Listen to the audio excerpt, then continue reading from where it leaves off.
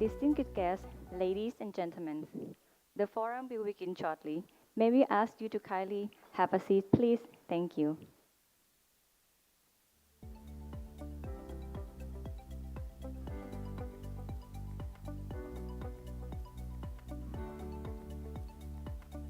สวัสดีค่ะ Good evening. Welcome you all to the second Sustainable Development Goal Forum. It is my honor to be your MC today. I'm Tidapha Siddhikon Phaiboon, a first secretary from the Department of International Economic Affairs, Ministry of Foreign Affairs of Thailand. Ladies and gentlemen, without further ado, may I now invite Deputy Director General of the Department of International Economic Affairs, Ministry of Foreign Affairs of Thailand, Ms. Prangtip Kanchanahatakit, onto the stage to deliver her opening remarks. Please, DDG.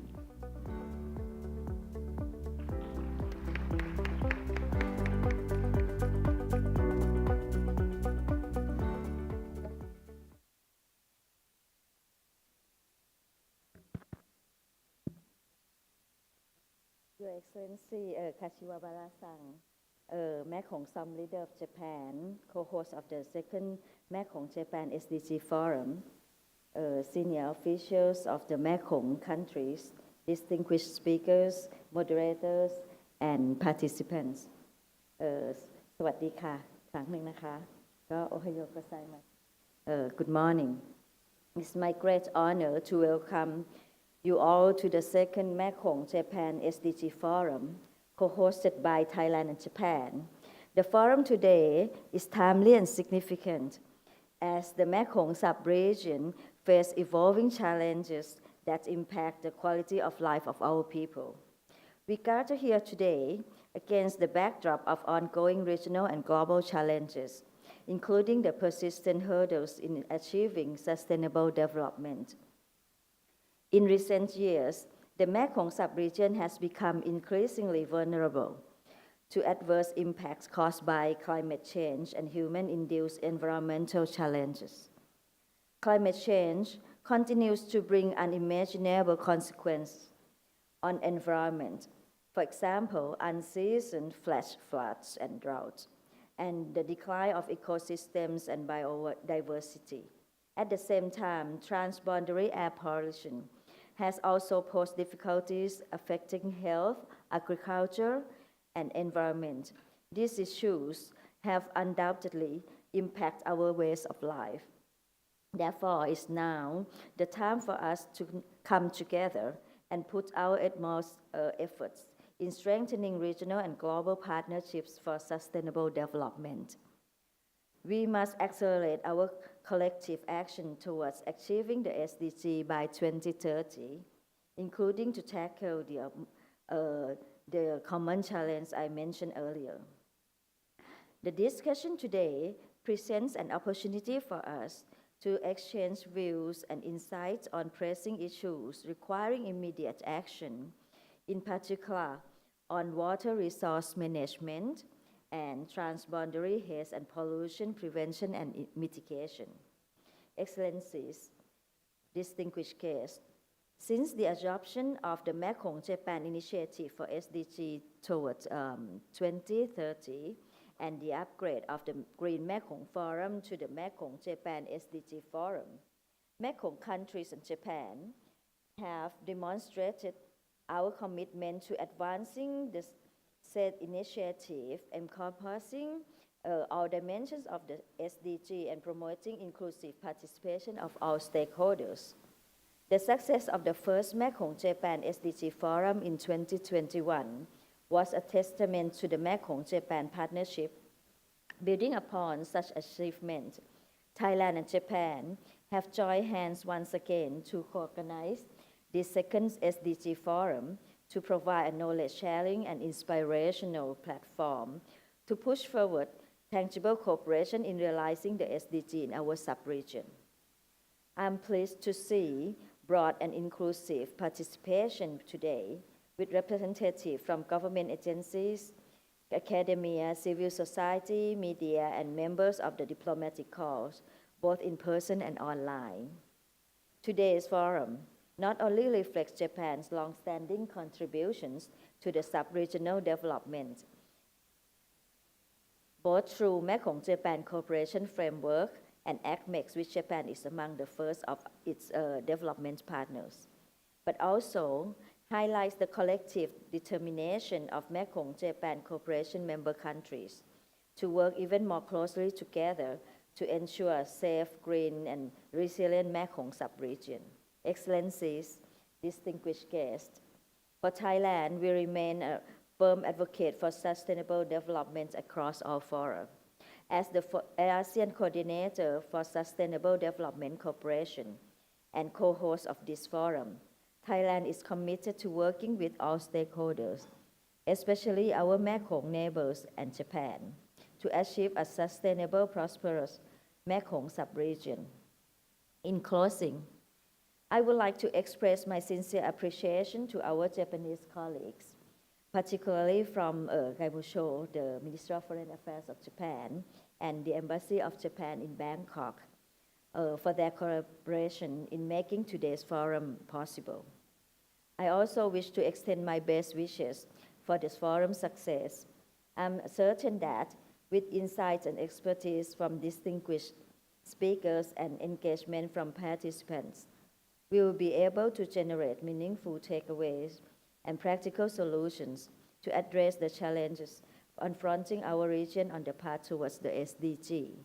Thank you very much. Arigatou gozaimasu. Thank you very much, DDG Prangtip.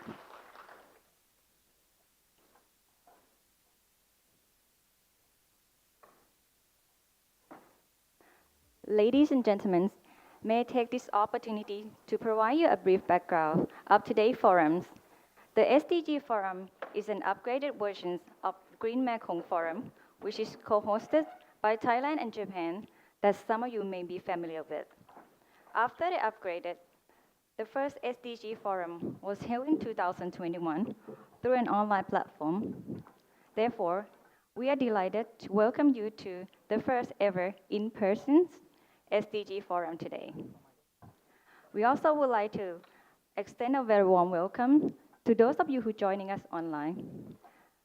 The SDG Forum today is co-hosted by the Ministry of Foreign Affairs of Thailand and the Ministry of Foreign Affairs of Japan, aiming to demonstrate our commitment to supporting the implementations of the Mekong-Japan Cooperation Strategy 2024, which was adopted at the 15th Mekong-Japan Foreign Minister meeting in July last year.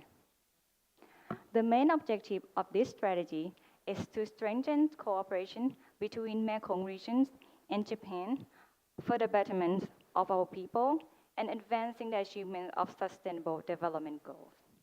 It is also addressed emerging challenges within the sub-regions against the backdrop of shifting regional and global contexts. Recently, the Mekong sub-region is facing several issues related to water and air. For example, Typhoon Yagi affected millions of people in the sub-region last year. The Mekong region is not only affected by typhoon, but also drought. The Mekong River Commission point out that the Mekong Basin is likely to experience more severe droughts in the next 30 years due to decreased precipitations and high air temperatures. In addition to the water issue, the Mekong subregions also suffers from severe air pollution. It was reported that air pollution level in several cities in the Mekong subregions were among of the worst in the world in January this year. Ladies and gentlemen, on this note, this forum is suitable and timely platform to discuss on these common pressing issues for our sub-regions. Our forum will be divided into two sessions. First session will be on water resources management, followed by discussion and Q&A sessions. We will also hear comment from Mekong Som leader from Cambodia and Vietnam. After that, we will move on to the second session. We will discuss on the Trans-Boundary haze and pollutions. We also hear comment from Som leader of the Lao PDR and Myanmar. Without further ado, Now, I would like to hand over the floor to Mr. Watson, an associate professor from Thammasat University, who will moderating our first session today. Please, Professor. Thank you.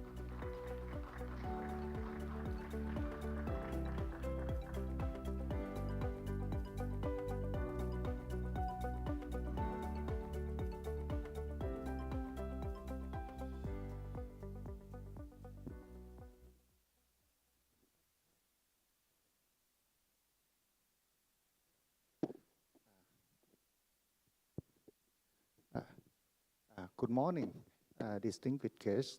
So my name is Vasan. I have to moderate the very first session for this important forum, which is on a water resource management, in which we have 3 speakers from 3 countries. Let me introduce each speaker one by one. Let's begin with the representative from Japan. He will talk about the reduced environmental and social impact toward the better future of Mekong. Please welcome Dr. Nagata Kenji from JICA. Okay. As for now, he is a senior advisor on water resource of JICA, Japan. And next, we have a representative from Laos. As for now, he is the Vice Dean of the Faculty of Water Resources, National University of Laos. Please welcome Dr. Keo Duongchai Keo Kampui from Laos. And last but not the least, she's a former high-ranking officer of the Ministry of Foreign Affairs, Thailand. But as for now, she's the Chief Executive Officer of the Mekong River Commission Secretariat. Please welcome Kun Pusadi Santipitak.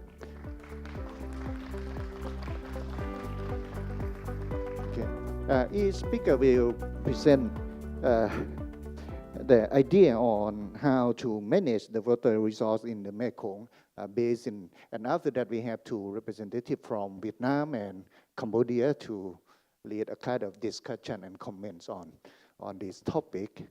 So let's begin with Dr. Nagata first.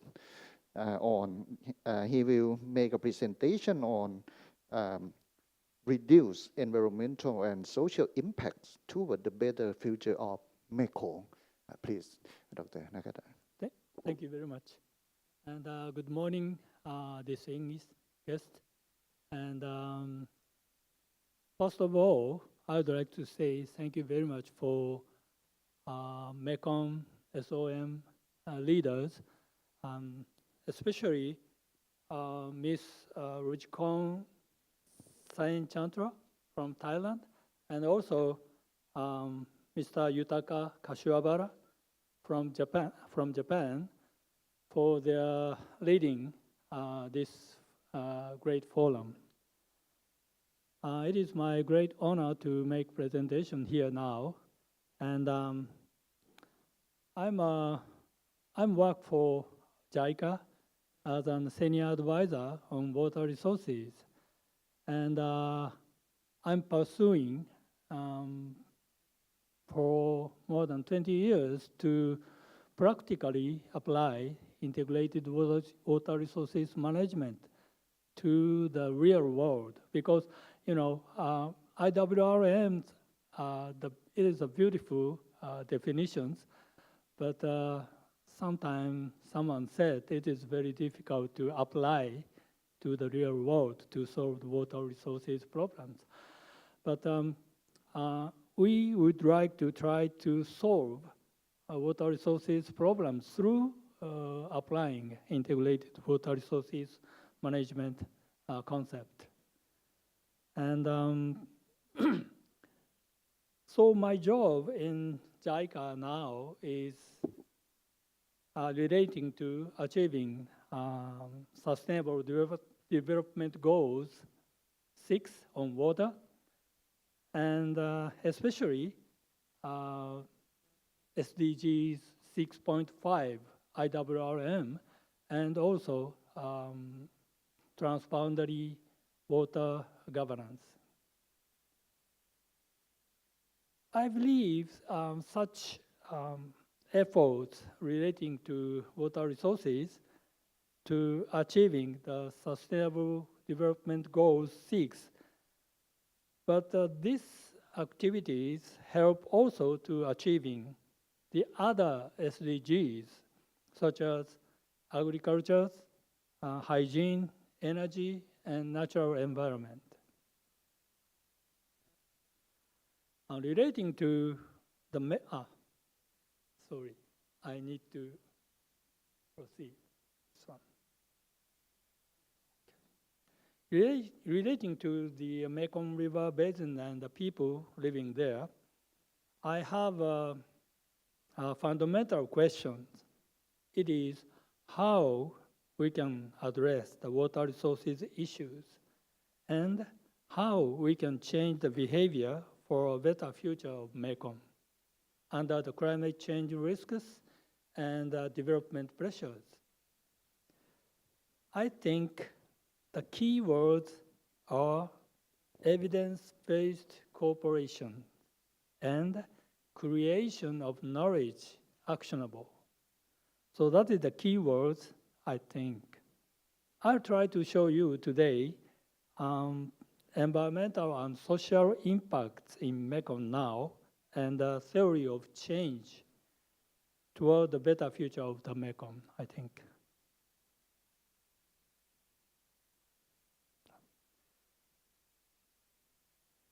As you've already known the situation and Mekong River Basin, but I would like to show once again and to recognize the importance of cooperation among Mekong countries. Mekong River has about 5,000 kilometer length with about 800,000 square kilometer catchment area. And there are about 65 million people are living. The basin is shared by the 6 countries. The area occupied and flow contributions are between 8% to 35% among 6 countries except Myanmar. Laos has the biggest flow contribution of 35%, and China's flow contribution is also large, about 16%. The flow contribution by Thailand and Cambodia is also large, 18%. Vietnam is located in the most downstream with a little less flow contribution to 11%.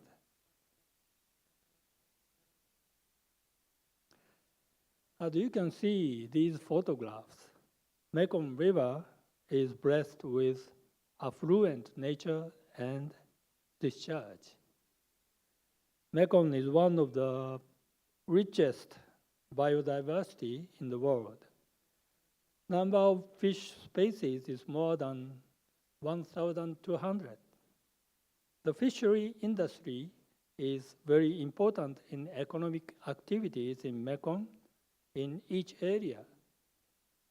Moreover, fishes are the essential protein as a food for Mekong people.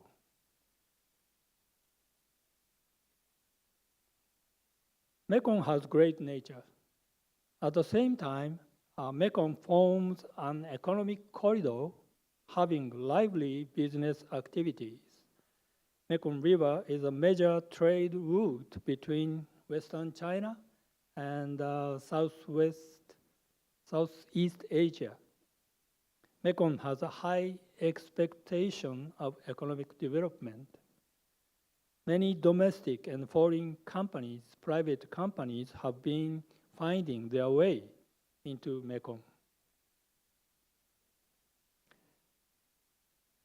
At the end of last month, I was in Chiang Rai.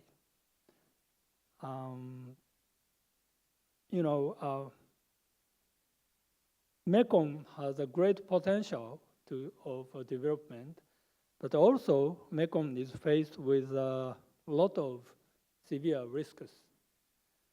I was at the Chiang Rai last month attending the fifth Mekong Dialogue with Mae Fau Luang University. And I saw the beautiful evening scenery here.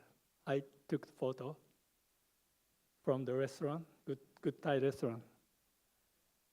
And this is the Kok River. You know, many people has already known the Kok River is tributary of Mekong River and flooded and inundated the Chiang Rai cities. And last year, September and August, and because of Typhoon Yogi, as already mentioned.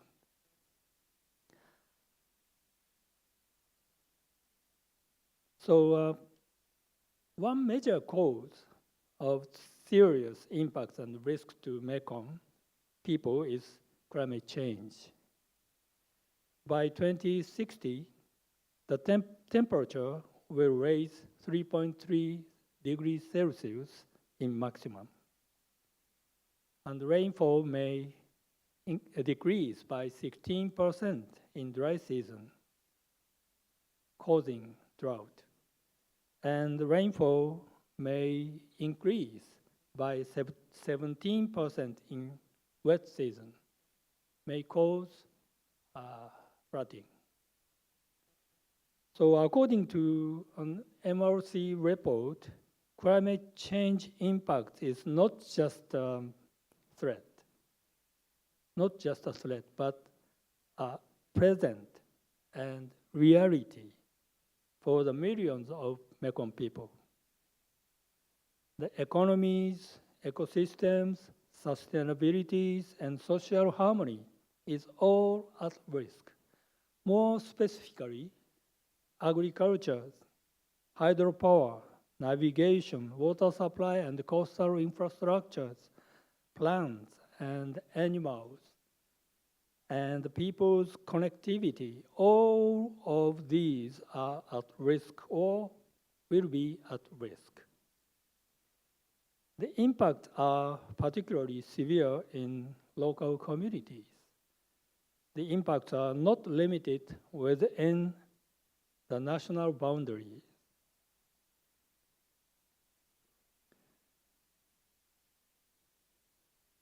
The other major cause of serious impacts and risks is development. Mekong is faced with tremendous development pressures because of its rich potential, and such as population increase, economic development, hydropower dam development, irrigation development, inland water transportation, and deforestation.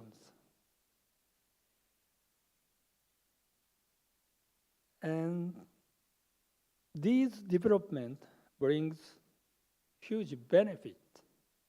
However, the various development pressures and climate change certainly cause bad impacts to the people and ecosystem across national borders as well as within the country. Projects implemented by one country may directly or indirectly pose significant impacts to the downstream.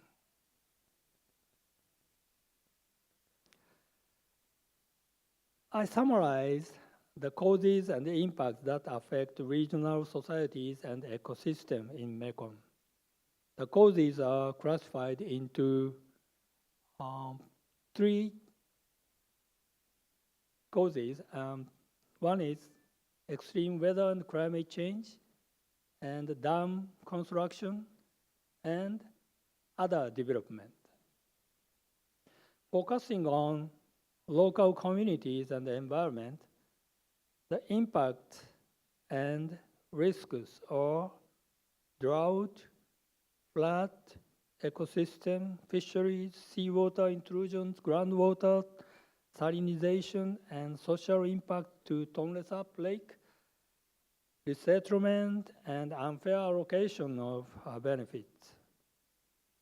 I think each government shall take measures, but the critical issue is the transboundary governance.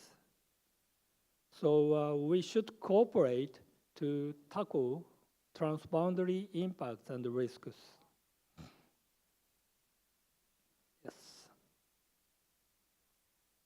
So based on these causes and impacts listed before, water resources challenges in Mekong can be classified into these 4 major challenges and 8 main issues.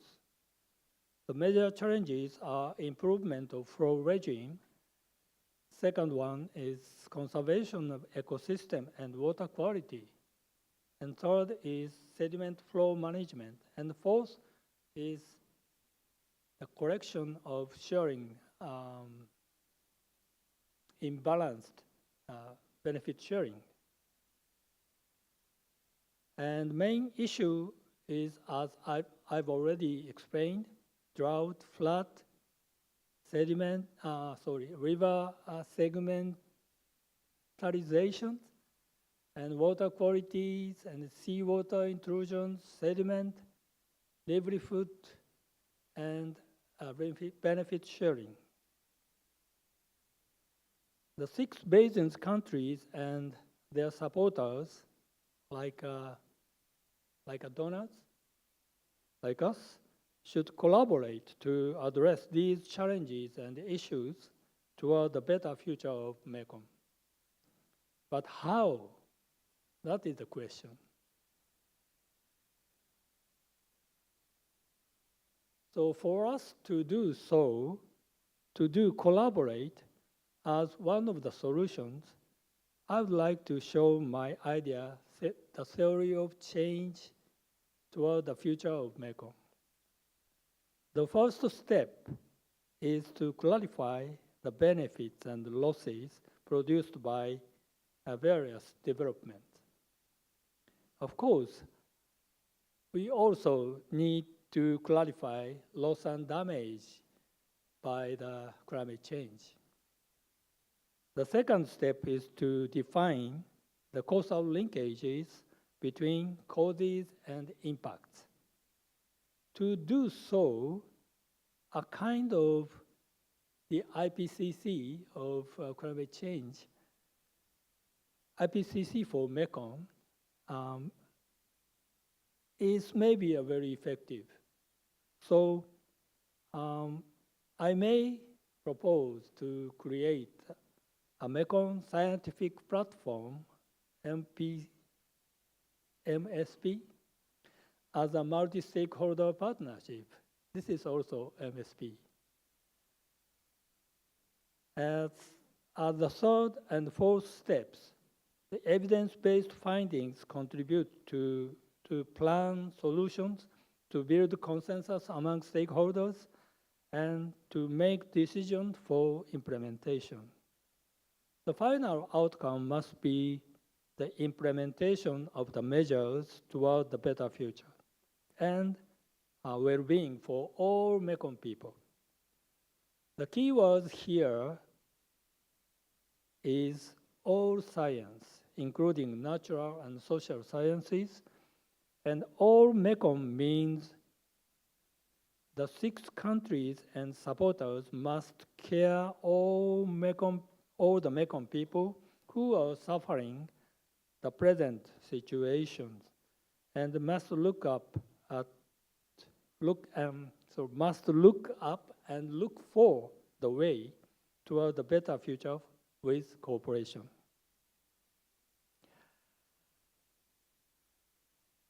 So this is the final page. I would like to summarize my presentation as the conclusions. So Mekong has affluent natural resources and economic potential. However, Mekong is faced with economic development pressures and resultant risks and loss and damages. Extreme weather and climate change exacerbate the loss and damage.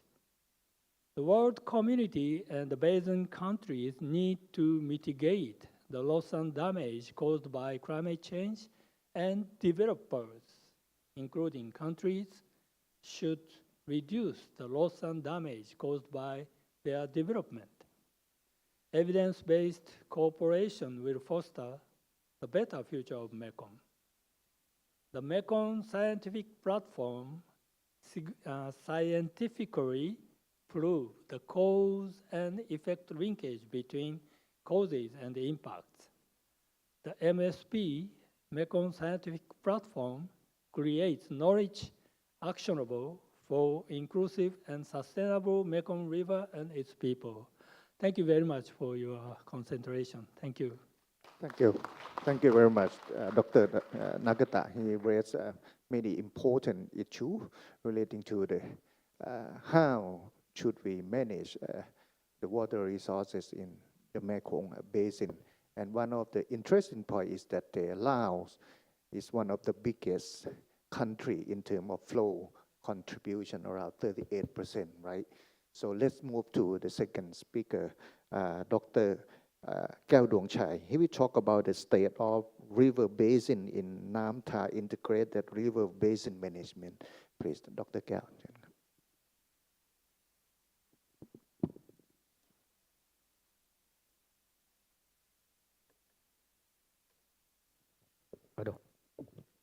Spidey, good morning, distinguished guests, ladies and gentlemen. I am Keo Dong Chai from Laos. I work as a lecturer at the National University of Laos, but also I work with the Nam Tha River Basins Management Projects. These projects, I just giving you a background of this.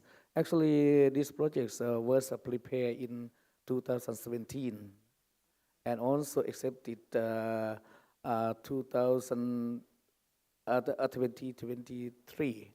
So these projects was financed by Global Environment Facilities, GEPS. And then the projects implemented in 6 Asian countries, Cambodia, Laos, Malaysia, Indonesia, Philippines, and Vietnam. So we work in parallel with 6 Asian countries, and also the regional hub here is a UNDP Bangkok to manage the fund, and then also executive agency is PEMC.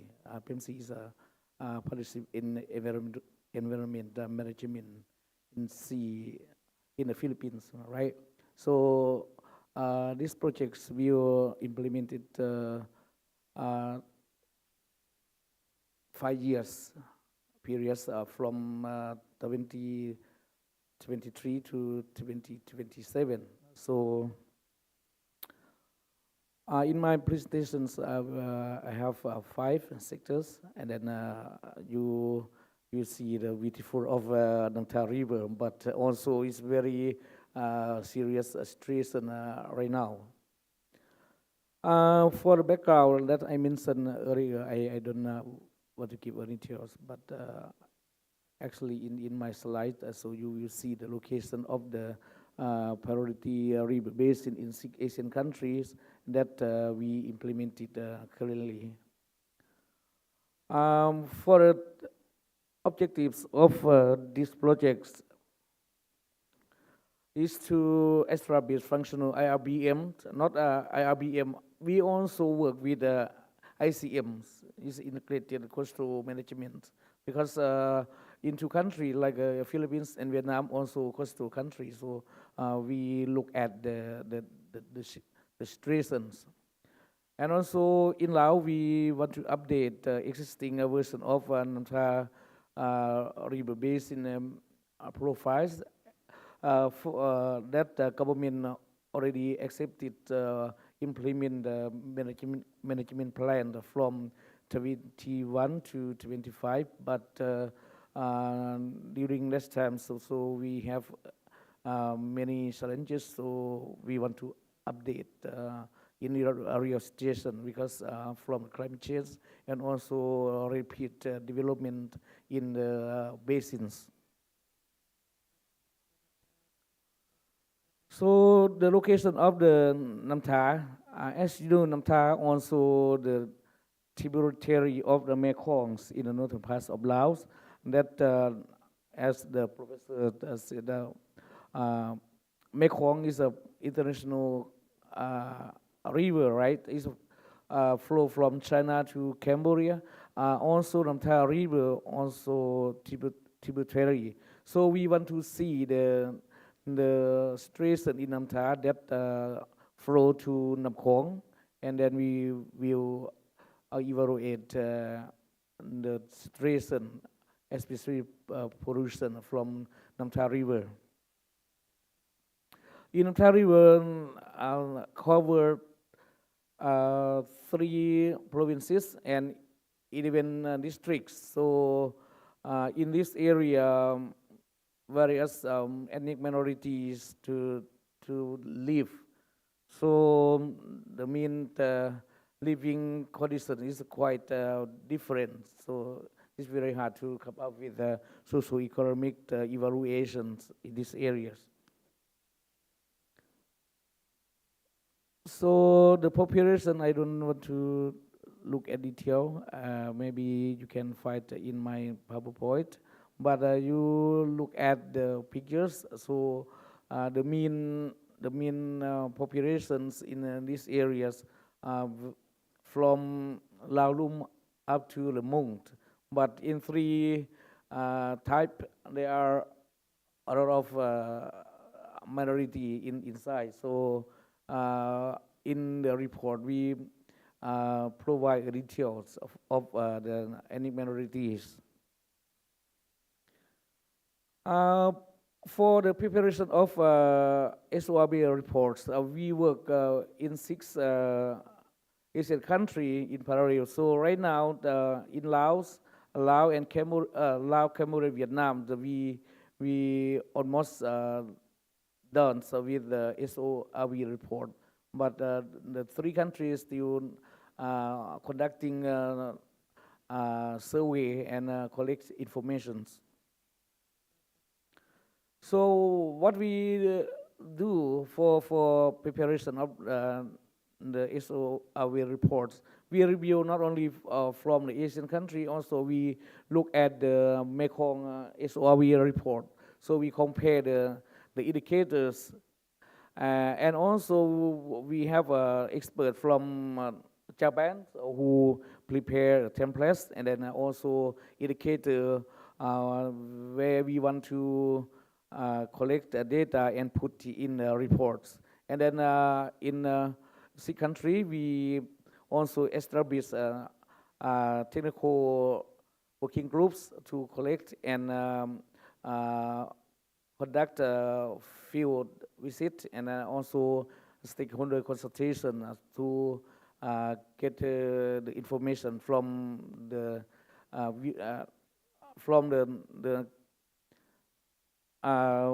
local authority up to central reviews in provincial and also in the Ministry of Environment and Natural Resources.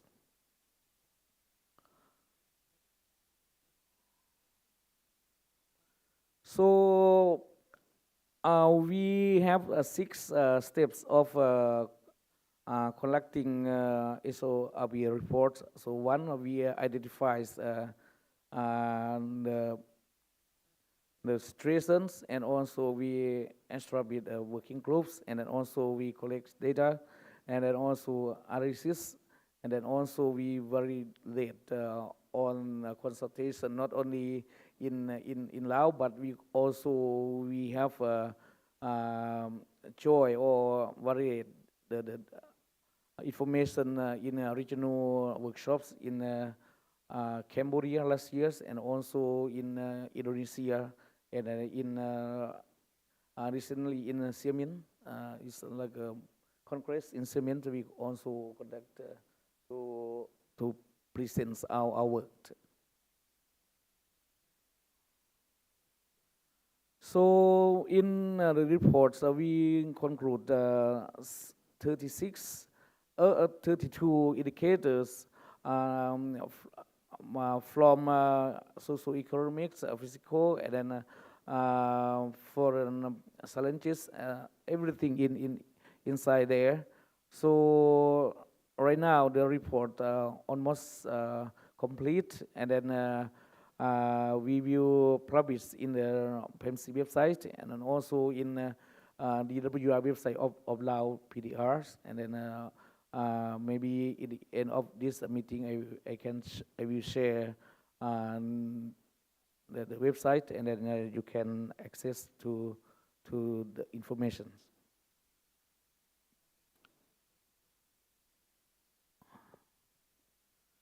So the challenge for now,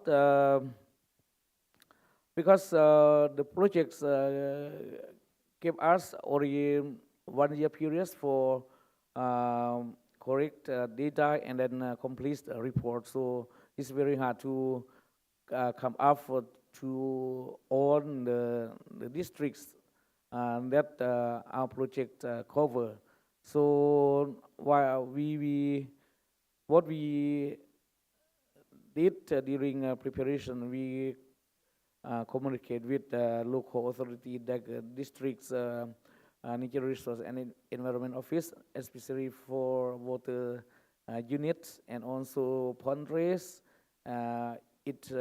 In each province to collect data from like agencies that we identify. Like in Laos, we have 8 sectors that related to water resource management and utilizations. So we collect data based on their rules, and then they use.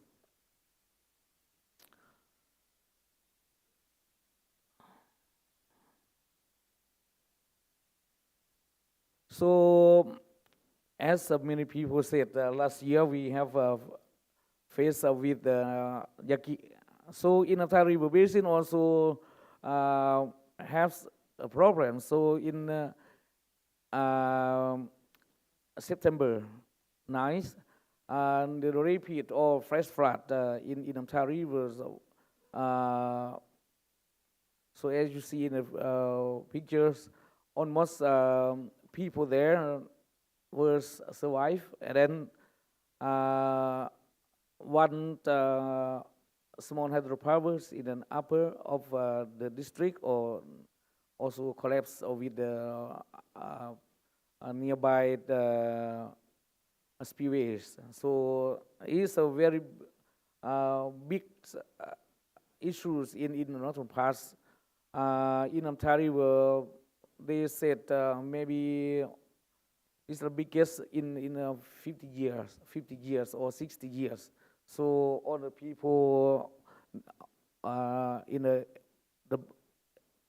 embankment of this Namthai, so were flat, and also even though in the airports, also the level of flood around 1 meter. So in urban area of Namthai province, for 1 week cannot communicate with each other. So right now the government of Laos want to recover the station, but many things are still challenges. So in our projects, we want to address this climate change, also risk of flood in along the rivers. So for opportunity that we conduct reports, so many communities involved in provide information and also discussion the deforestation with the issues, and also the NGOs and CSO in this area also support our ideas, because for the entire river basins, a lot of activity like agriculture activities and also minings and also deforestation. So right now the government also focus on these issues, and then also the projects want to reduce the pollution to the Mekong and then go to the seas or something. So as the end of my PowerPoint, you as you see, and that is hydropower is overflood, or also in the plant, power plant also flooded. So it's very, very serious. And also on the bottom of the pictures is urban area of Namtar province. So you see, it's very serious situation. In summarize, I think my work almost complete in SORV report. But in the next steps, we want to look the method for reduce the pollutions. So right now we identified like a pilot projects, waste management projects that will be implemented in 6 Asian also, because we work in parallel with 6 Asian countries, and also the pilot projects we want to reduce plastics or to promote a local income with the waste to waste to money or something. Sorry. Thank you very much for your attention. This is end of my presentation. Thank you. Thank you very much, Dr. Gao. So Dr. Gao point out to us that the Mekong River is not all about Mekong River and the community along the river, but it also connected to many rivers and other water resources and other community along the Mekong River. So that's why the collaboration and cooperation at all levels, at the country level, international level, as well as the community level, is important. So that's why the governance body or mechanism in order to manage the water resource within this region is very important. So that's why I think it's quite interesting to listen to Kun Busadi. She will talk about the future role of the Mekong River Commission, which is one of the quite interesting mechanism as well. Please, Ms. Busadi Chen. Thank you very much, and good morning to everyone. And Mr. Kashiwabara Yutaka, Mekong Som Leader of Japan, Kun Prangtip Jen Hatakan, Deputy Director General representing the Mekong Som Leader of the Thailand, distinguished participants, ladies and gentlemen. Thank you very much for this invitation extended to me to speak here today. It's an honor for me to speak for the first time in my capacity as the 4th riparian and the first female CEO of the Mekong River Commission Secretariat. I'm pleased also to share my views today on the future directions of the Mekong River Commission in achieving the SDGs and addressing environmental challenges. Having said that, I believe that what the MRC has been doing is also in line with Japan's most recent document on the Mekong, Japan Cooperation Strategy 2024, adopted last July. In particular, I think the successful implementation of the realization of the Green Mekong as outlined in the 3rd pillar of that strategy, where Mekong countries appreciated Japan's support on environmental issues towards realizing SDGs are very important. And I think the Mekong countries and Japan welcome the strong cooperation on sustainable water resources management in collaboration with the MRC. And also Japan's generous support to the MRC is very much appreciated through the project for flood and drought management in the Mekong River Basin. Last Friday, I have just signed an agreement on this project, which is phase 3. with His Excellency Koizumi Tsutomu, Ambassador of Japan to Lao PDR, and wish again to record our sincere appreciation for this continued generous support from Japan and particularly the government of Japan. Future directions of the Mekong-Japan cooperation based on that strategy, I think, and the existence of various Mekong-related frameworks are very important. We can certainly do better through better coordination and the use of shared resources to ensure efficiency and productive outcomes based on strength of the various platform and synergy in efforts. We, of course, the MRC, we commit ourselves to the relevant pillars and sub-items, especially on the water resources management and disaster risk reductions, which is a core function of the Mekong River Commission in sustainable development and management of the Mekong River Basin.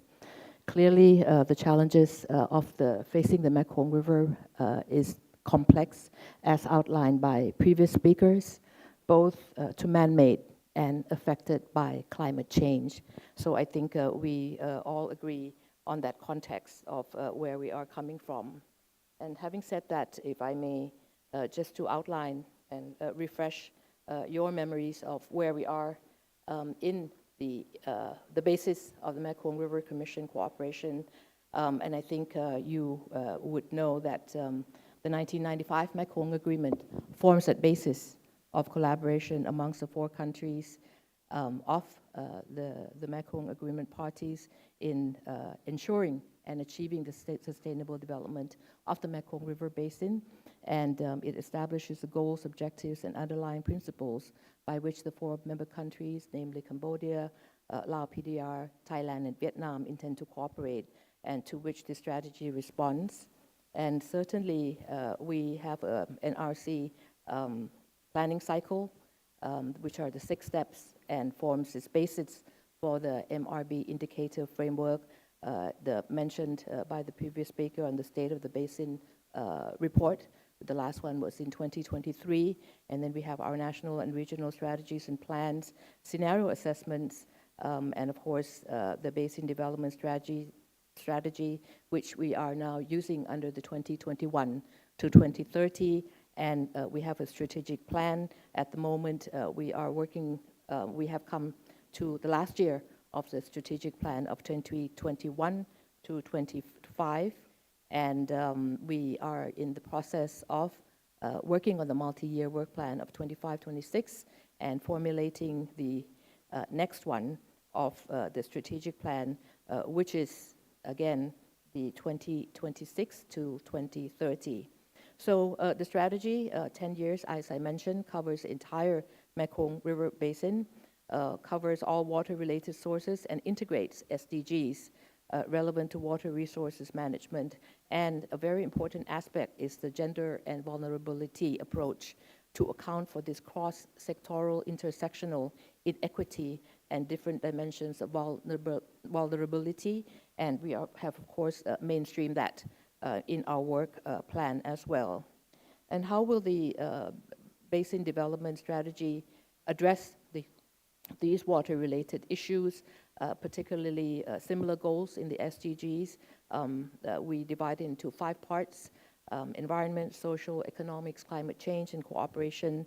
The relevant SDG goals, of course, the main ones are here. Environment, it's 6, 13, and 15, to ensure that we maintain the ecological function of the MRB in good condition. Secondly, the social sector, 1, 2, 3, 5, enable inclusive access and utilization of the basin's water and related resources. 3, economic sector, 7, 8, 9, 12, enhancing optimal and sustainable development of water and related resources. 4, climate change, which has become increasingly a challenge. How do we address that? Through strengthening of resilience against climate risk, extreme floods and droughts. And the 5th sector is cooperation, which is an essential part to this collaboration. I think cooperation partnerships will remain the main basis of our collaboration. And of course, this is a win-win, I think, cooperation strategy for all basin countries and stakeholders in this region, which have been here for a long time. And what are the outcomes of these Basin aims to achieve by 2030. One, to maintain the ecological function of the Mekong, ensure there's adequate river flows, quality sediment transport, which is becoming an increasing challenge for us, ecosystem services from river and wetland habitats. Secondly, to enable inclusive access and utilization of water and related resources, so addressing food, water, energy security sectors. These becomes more broader headings, but it's a challenge for all of us to work together. And of course, employment increase and poverty reduced among the vulnerable people, depending on these river resources. So livelihoods are very important. Third, enhance optimal and sustainable development of water and related sectors. Economic growth of all the basin countries increase from, we are also implementing a proactive regional planning that is going to become a very important tool, particularly including a decision support framework through a science-based approach, which many has mentioned before. And inclusive growth and sustainability enhance, all these affect agriculture, fisheries, sediments, hydropower, navigation, environment, and fishery sectors, as indicated by previous speakers as well. And fourthly, the next aspect is on strengthening resilience against climate risk, extreme floods and droughts, again, a core activity of the MRC. But how do we better achieve basin communities to be better informed and prepared? We have introduced systems through application of the Mekong app that was introduced last year, using of more accessibility for the people and communities to ensure that there is timely, accurate, and in that step to prepare the people better.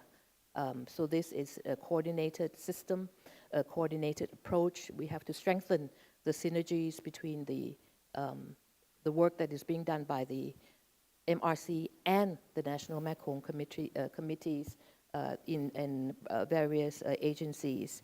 Disaster management and adaptation, I think this is where we also work together. Our goals and objectives are aligned. And fifth, to achieve and strengthen cooperation among all basin countries and stakeholders. So these are the outcomes, and the implementation surely is very important. And the various parts, we cannot do it alone. We can never do things alone. It's a concerted effort which requires intergovernmental cooperation, involvement of all stakeholders, the key agencies, private sector, CEOs, and the media. And this will certainly contribute to the formulation of the next strategic plan. Many previous speakers talked about the 2023 State of the Basin report, which we also divide to 5 key areas in addressing environment dimension, social dimension, economic dimension, climate change dimension, and cooperation dimension. So this is briefly the strategic indicators that we work on. And how does that contribute to achieving the SDGs within the MRB? I just would like to mention that, of course, as I outlined previously, the environment dimension in the SOBR, we have a preliminary design guidance for proposed mainstream dams. There is increased recognition of what we need to do more on the tributaries. And I think the most challenging aspect is on the guidelines for transboundary environmental impact assessment, which we achieved, is a voluntary document, and it's a voluntary guidelines which we achieved in 2022. And these were applied to the Sekong A hydropower project. The second part is on the social dimension of the SOBR. We have published a technical guidelines, guidance for the protection and restoration of key fish habitats of regional importance. We are working with the GEF, developing a 12 million fisheries project, and this goes to the heart and the core as well when you talk about fisheries in the Mekong River Basin. This to be executed by the MRC through the IUCN, and we also collaborate with national governments and agencies to collect data in the social dimension, as I indicated, with regards to the work that we do when it's very interrelated in terms of social equity, vulnerabilities, and the gender aspect, which we mainstream through the help of our development partners. The next one is on the economic dimension. We certainly see the rapid growth that many have mentioned before. We recognize that these various sectors along the MRB contribute to robust economic performance, total value based on a few years ago statistics in 2020 of $63 billion, and only out of that, the total fisheries production is 8.2 billion in aquaculture and 7.8 billion from capture fisheries. So how do we sustain that ecosystem in the changing nature of the work that we do? Climate change dimension is another one. We have launched, as I mentioned, more access for the public to see what we do, how the work is applicable and relevant to their daily lives. We have a TV channel focused on Mekong flood and drought forecasting. Through the work that we do, of course, we are 4 members, but we do recognize the importance of working closely with our dialogue partners, and that is in Myanmar and in China. The upper riparian countries, particularly with China, we have done a technical-based joint study support on changing hydrological conditions in the Mekong Basin, completed in 2023. We'll continue with phase 2. Then another core part which we are integrating our efforts towards the integrated water resources management is again a very important project that we have to pioneer and work, which is going to be important not only in on the river monitoring network, but it's also a response, I think, to the previous flood that had been mentioned by previous speakers, and the unfortunate loss that has occurred out of that flood situation last September, and that was exacerbated by the Typhoon Yagi. So I think that is where we will be working on. And of course, we have a 9-core, 9 transboundary joint project between Cambodia and Thailand. This is also another multifaceted aspect of cooperation introduced and endorsed by the member countries to work on this. And the other aspect, when we talk about hydrological and of course the infrastructure, the hydropower projects, and the way that we have to integrate the approaches through traditional means, but I think we need new systems, we need new technology, we need to upgrade our own capacities. This will be something that we will be looking at in the next steps towards transitioning to 2030, which is another challenge that I didn't mention earlier, was that we will be self-financing by 2030. So we have to get our priorities right through limited resources, but we still do need support from development partners when it comes to capacity building, when it comes to key areas of strength where we can work together with these development partners. Cooperation dimension, many outlined about navigation, transboundary impacts of the Mekong. I already outlined the joint study between MRC and China through the Lanchang Mekong Water Resources Management Center. Other mechanisms that we have, as you know, we have the Joint Committee, we have the Council, we have an MRC summit every 4 years. Next year will be held in Thailand. And we have the annual regional stakeholder forum. So all the approaches have been taken into account. It's a multi-sectional undertaking. But specifics when it comes to technical reports and detailed effects, and the work that we do will continue to be very important in that regard. So these are the information that we have.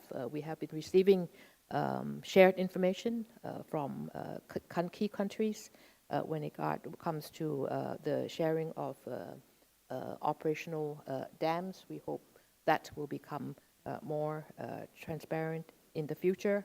And again, when it comes to just down to my 2 slides, I'm mindful of the time.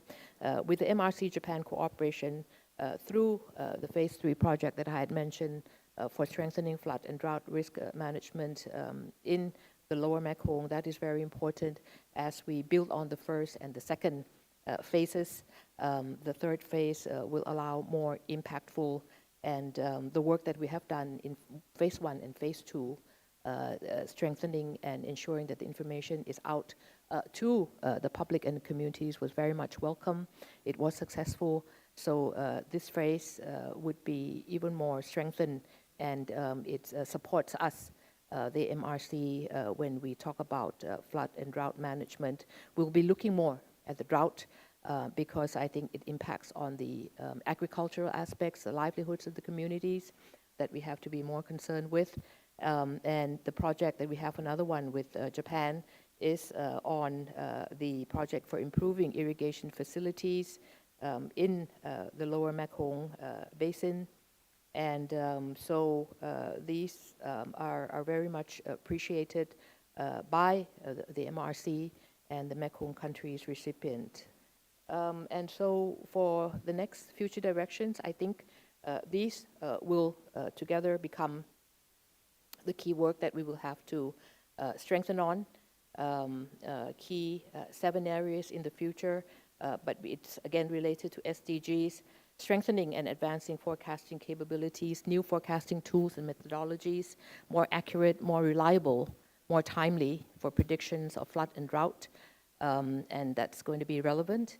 Enhancing early warning systems. I think this is where the aspect of disaster preparedness comes in.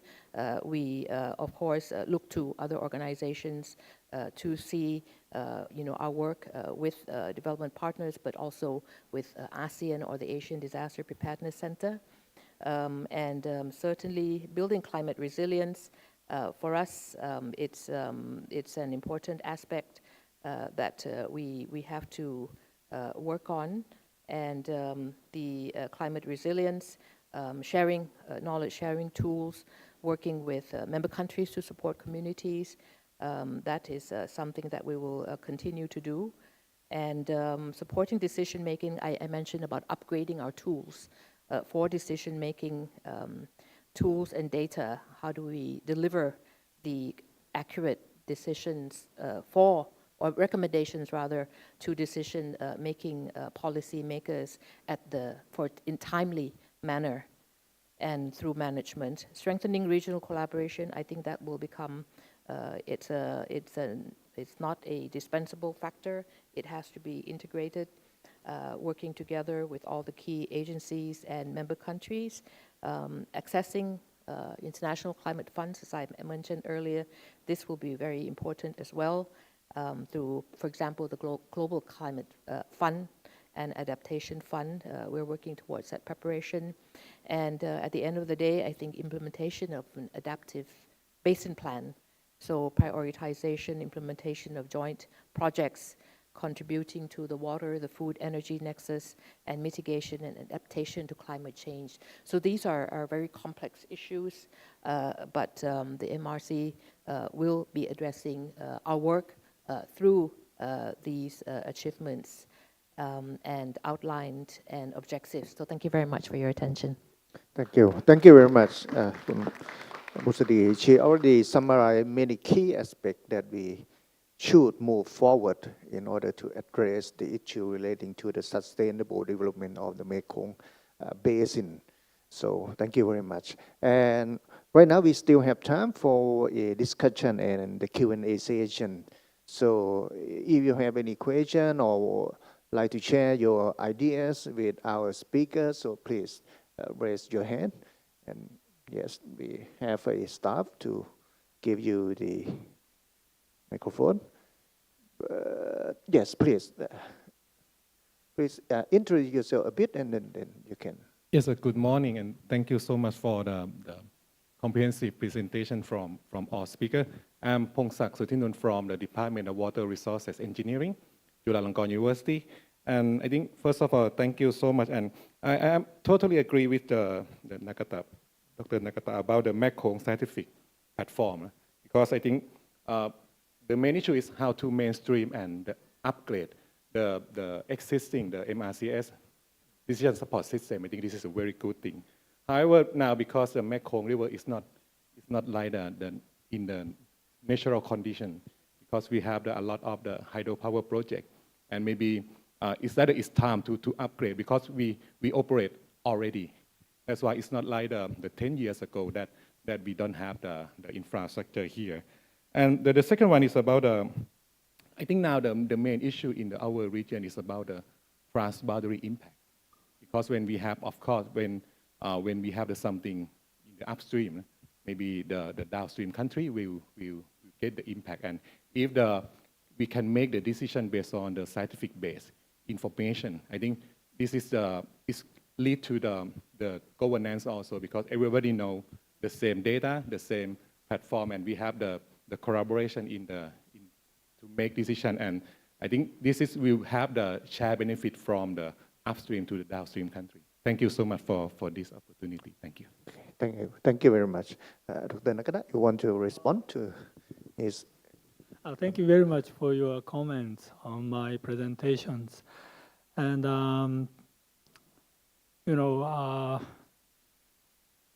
at the time of the discussion with some other professors and representatives about the Mekong scientific platforms, he said we have to look at the future, not just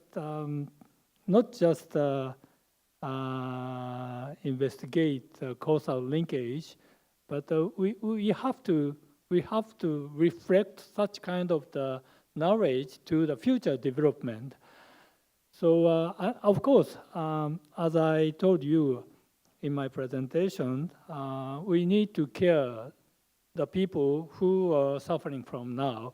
So, but we have to be future-oriented thinking. So that is very important. And also, there are a lot of private developers together with working together with countries. So some kind of the initiatives to limit the development by the developers, maybe we need such kind of some initiatives under the discussion and consensus building, I think. Thank you very much for your comment. Thank you. Thank you. Thank you, Dr. Nakata.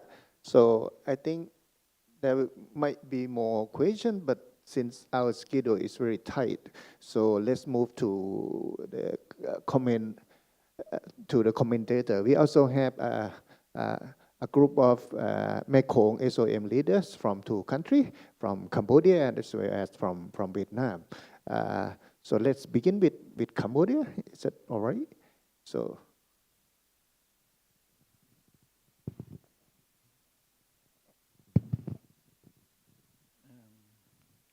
Thank you very much. First of all, a very good morning, distinguished colleagues, distinguished speaker, moderator, ladies and gentlemen. Let me first of all express Cambodia's sincere appreciation to Japan and Thailand for co-hosting the 2nd Mekong-Japan Sustainable Development Goal Forum. This forum provides a vital platform to address the water management, the challenges of climate change and transboundary air pollution, fostering greater cooperation and accelerating progress toward the SDGs, as outlined in the Mekong-Japan Initiative for SDG toward 2030 and Mekong-Japan Cooperation Strategy for 2024. On the protection of water resources from flood and drought, on behalf of the Mekong country, I would like to express our sincere gratitude to the government of Japan for the signing of agreement with MSC last week, as mentioned by Ambassador Busadi, to provide grant for the implementation of the project for strengthening flood and drought risk management in the lower Mekong Basin. The agreement marks a significant step in advancing regional effort to mitigate climate-related disaster and enhance water resource management across Cambodia, Laos, Thailand, and Vietnam. It is widely acknowledged that the Mekong River Basin is confronting increasingly complex hydrological challenges, with drought severely impacting upstream area and devastating flood affecting downstream community, particularly during the rainy season as a result of climate change. In Cambodia, I would like to inform the forum that normally we have flood and drought almost every year affected Cambodia. And we try our best to find a solution how to address this. And one solution that we found, for example, with reference to the flood, I just take one example with Cambodia cooperation with Laos, that we have cooperation with Laos. For example, when there is a heavy rainfall in Laos, and Laos will open the gate for the water downstream, and at that time on our part, we will be aware in advance, and we will prepare everything so that to avoid the serious damage on our part. So cooperation among countries in the region is very important to mitigate the flood. Because Cambodia is a downstream country, Cambodia and Vietnam. So normally we have flood in the region. Therefore, collaboration among Mekong countries is absolutely critical in confronting the escalating challenges of flood and drought management, which are increasingly exacerbated by climate change. Tackling these issues requires a united collective effort to ensure effective and sustainable solution. Take one more example. I think Ambassador Santivikhta already mentioned that the MRC key initiative is the 9C90 joint project. I just mentioned that we focus on flood and drought management at Cambodia-Thailand border. This project is a testament to the importance of cooperation effort in managing climate-induced water challenges. Both government, Cambodia and Thailand, are enhancing integrated water resources management and building climate resilience through infrastructure development, cross-sectoral collaboration, and nature-based solutions. Nature-based solutions are increasingly being adopted globally to reduce flood and drought risk. Flood protection and water management in the Mekong region require a multifaceted approach, combining infrastructure development, community involvement, and improved forecasting. The constructing and upgrading flood control infrastructure, such as levee, embankment, and reservoir, is crucial. Additionally, strengthening early warning system and improving flood forecasting model can help mitigate flood risk, particularly in vulnerable areas. International cooperation remains a cornerstone of effective flood management. Strengthening collaboration across countries and ensuring equitable water sharing is essential. Cambodia acknowledges the need for a balanced approach to hydropower development that safeguards both energy security and ecological integrity. Unregulated dam development has altered water flow, disrupted fish migration, and impact local livelihood. To mitigate these challenges, Cambodia advocates for rigorous environmental impact assessment for dam projects, sustainable hydropower planning through energy diversification, enhanced transboundary water governance under the MRC, PNPCA, and community-based approaches that prioritize riparian communities in water management. In shaping the future direction, Cambodia encourages the promotion of mutually beneficial cooperation within the Mekong sub-region and with our partners. We remain strongly committed to supporting the MRC pivotal role in advancing water governance, resilience, and sustainable development. Moving forward, we encourage enhancing regional water cooperation, accelerating climate adaptation, and leverage technology for smart water management, expanding financial mobilization, strengthening community engagement, and fostering public-private partnership will be a key to ensuring sustainable and resilient water governance. To conclude, Cambodia remains steadfast in its commitment to sustainable, inclusive water resource management. The Mekong River is the livelihood of millions, and ensuring its sustainable governance is paramount to regional prosperity and environmental security. Through strengthened cooperation, innovation, and climate resilient policy, we are confident that the Mekong sub-region can meet its SDG commitment and building a more resilient, suitable, sustainable future for all. Thank you very much for your Thank you. Thank you very much, the leader from Cambodia. So let's move to our representative from Vietnam. So please. Distinguished speakers, ladies and gentlemen, I'm very delighted to join all of you today in our first in-person gathering since 2021. And my sincere thanks go to the speakers and the moderators for your valuable insights, which have deepened our understanding of the complex challenges we face, particularly in water resource management and development, sustainable development goal by 2030. I would also like to extend my appreciations to Japan and Thailand for their dedicated co-chairing of this forum, which is critical as our Mekong sub-region confronts growing obstacles amid rising development needs and worsening climate impact. Globally, our path to SDG is challenging. A United Nations report estimated only 17% of the target will be met by 2030. In Asia-Pacific regions, projections show that just 33% achievement, and ASEAN could fall short of up to 90% of its goals. And our sub-region face resources constraint and making our collaboration even more essential for the progress.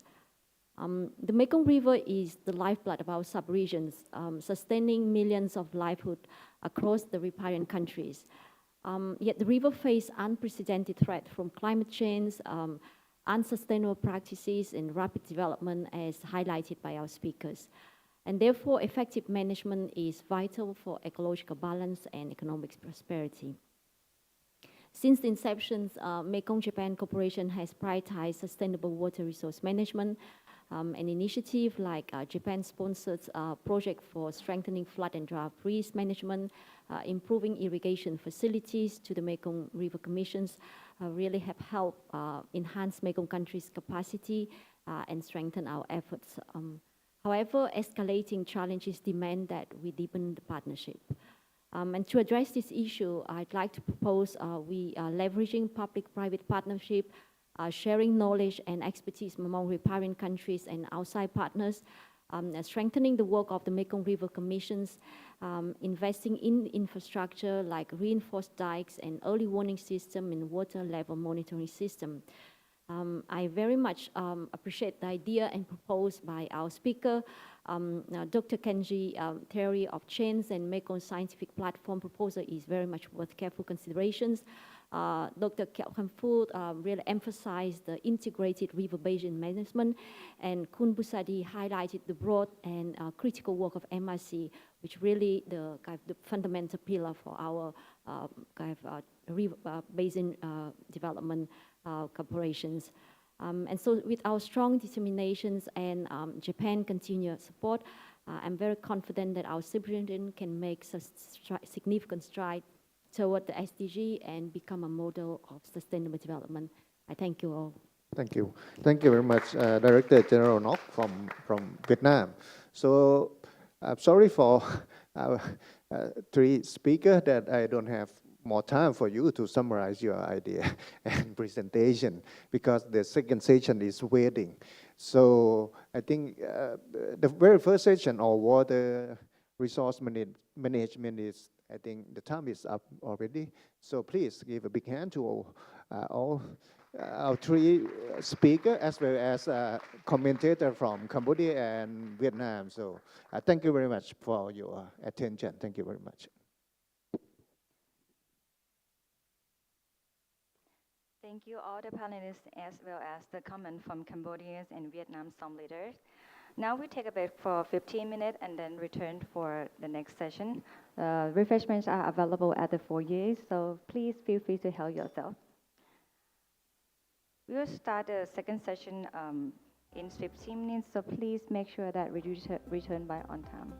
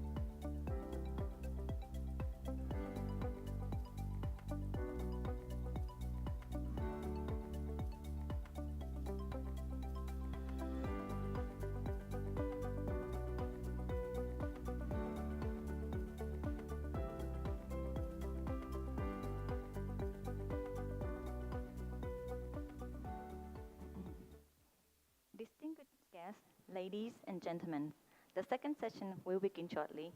May we ask you to kindly take a seat, please? Thank you.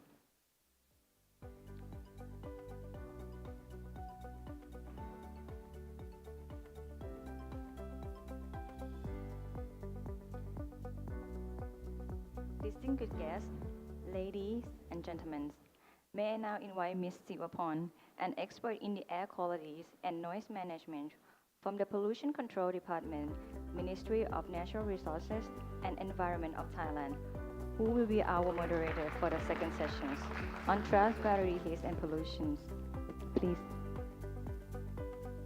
Good morning, everyone. And sorry for taking you waiting, right? Thank you for joining today's session on trans-boundary haze and pollution. Sivaporn Rangsiyanon, I will be your moderator for about 1 hour. And we have a distinguished group of speakers who will share their expertise on this critical issue. And you all know that trans-boundary haze pollution is a pressing concern to our region. It's not just a national issue, but one that requires regional collaboration. Let me quick rundown of the session. First, we will hear from 2 experts from Vietnam and Thailand. And then we're gonna have Q&A section for about 15 to 20 minutes. And finally, we'll hear comments from the Mekong Som leaders. Without further delay, let's begin. Firstly, may I invite our speaker, Dr. Cao from Vietnam and Ms. Nayana from Thailand on the stage, please. And please welcome.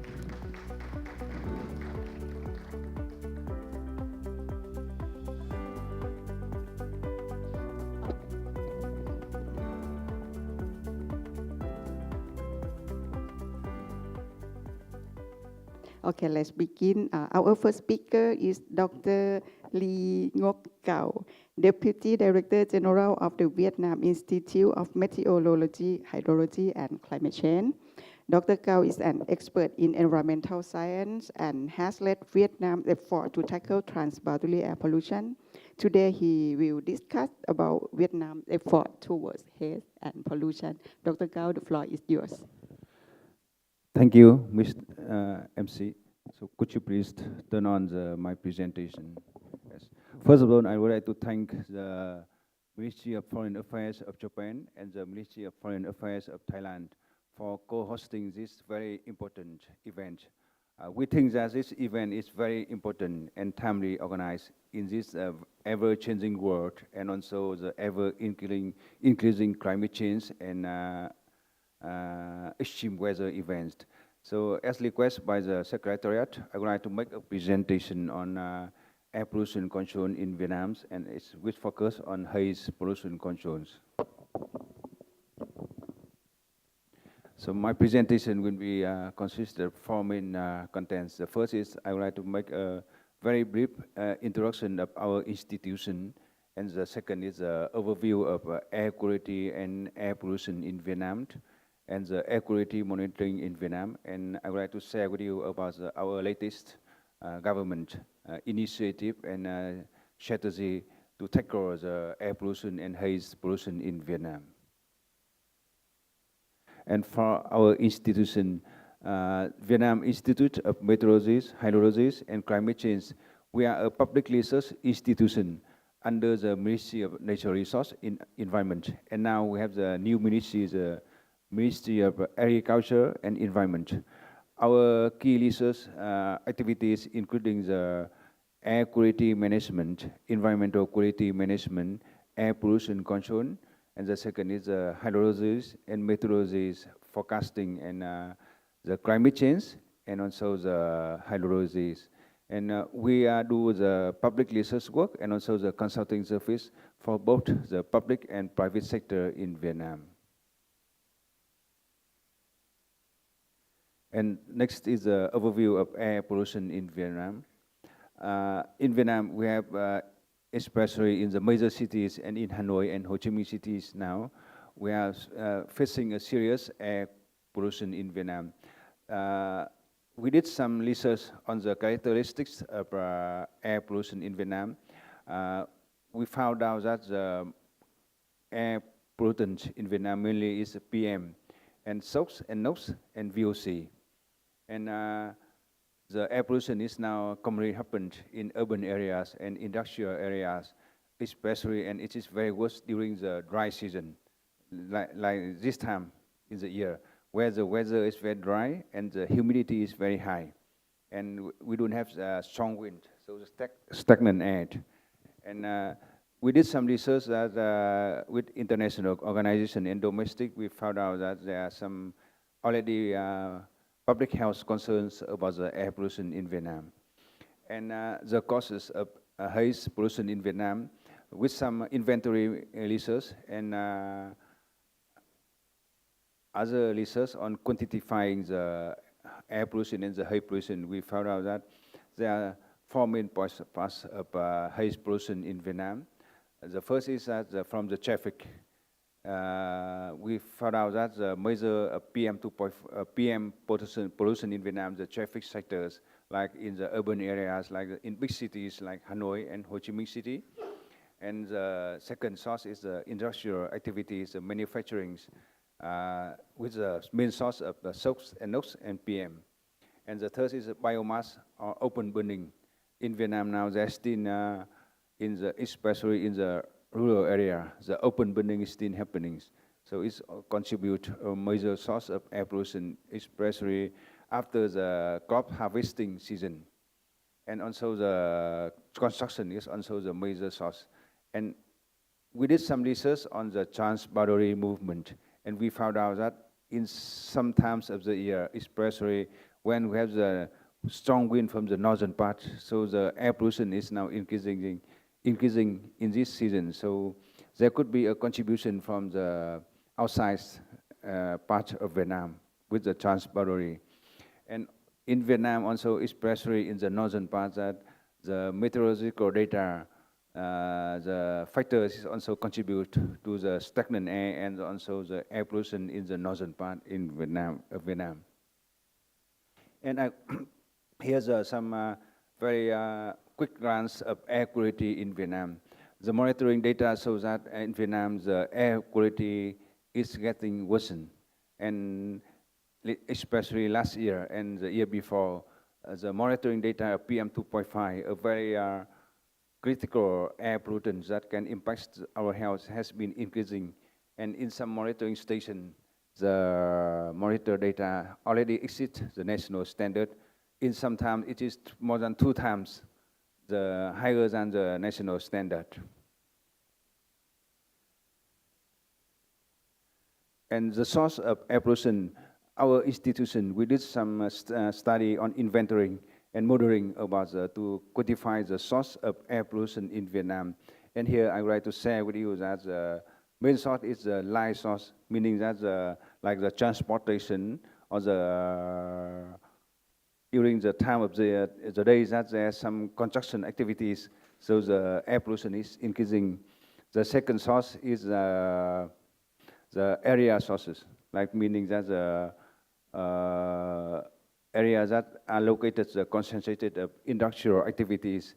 And the third source is the point sources, like from the factories or from where the source is located. And we found out that the traffic, the main source of air pollution in Vietnam is the traffic, and it contributes nearly 90% for the NOx and nearly 100% for the VOC. And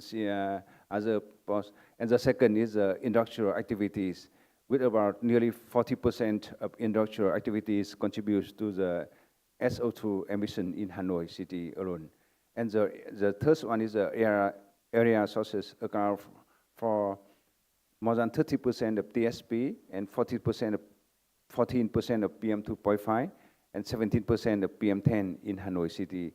So it is from our research institution research data, we conduct a field survey, monitoring, and also modeling to quantify the different sources of contribution of air pollution. And here the source of air pollution in Hanoi, we contribute to break down for the different kind of transportation And we found out that the three main type of transportation is motorcycle, motorbikes. The second is a heavy truck, and the third one is a bus. And the details, we already have this kind of data, and we publish, and because of the limited time, so I cannot talk in detail about this. If any one of you interested in our research, I will be willing to share with you and to discuss with you about our study and also the methodology we use and the model to quantify these different type of sources. And we also did a similar study in Ho Chi Minh City, the biggest city in Vietnam now. And we found out that similar to Hanoi, the main type of sources is the light sources, and the second is the area source, and the third one is the point sources, similar to Hanoi. For other,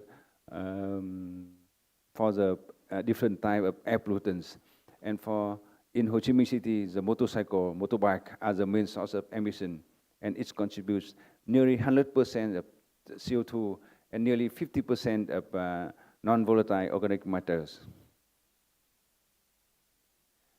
And next, I would like to present about talk about the air quality monitoring in Vietnam. In Vietnam, we have the two type of national air quality monitoring network. The first one is the National Air Quality Monitoring Network.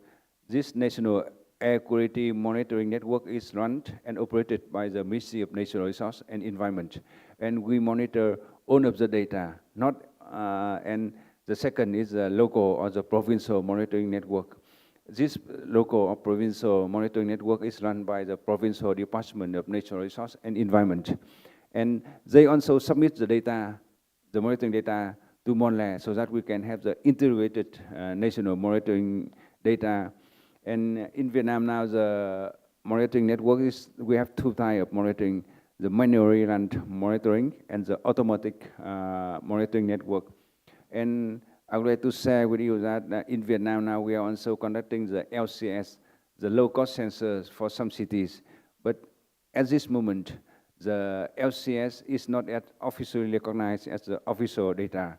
We are still in the calibrating and testing the accuracy of the LCS.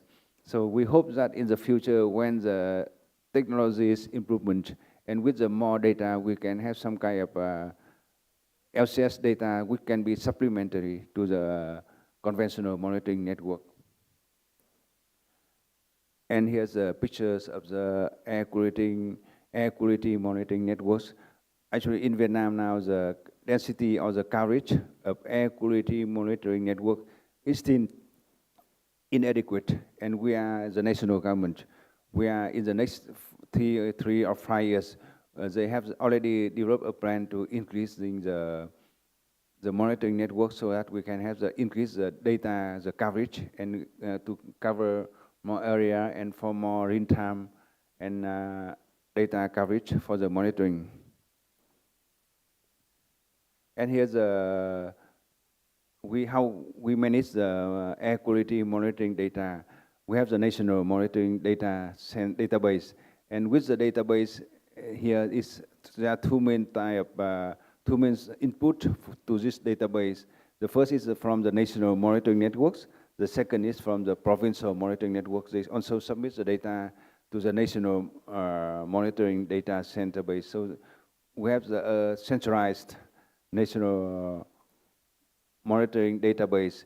And by regulation, some industry and some factories that have huge amount of discharge, they also need to submit the real-time data, air quality and water quality monitoring data to the provincial and to the national monitoring data.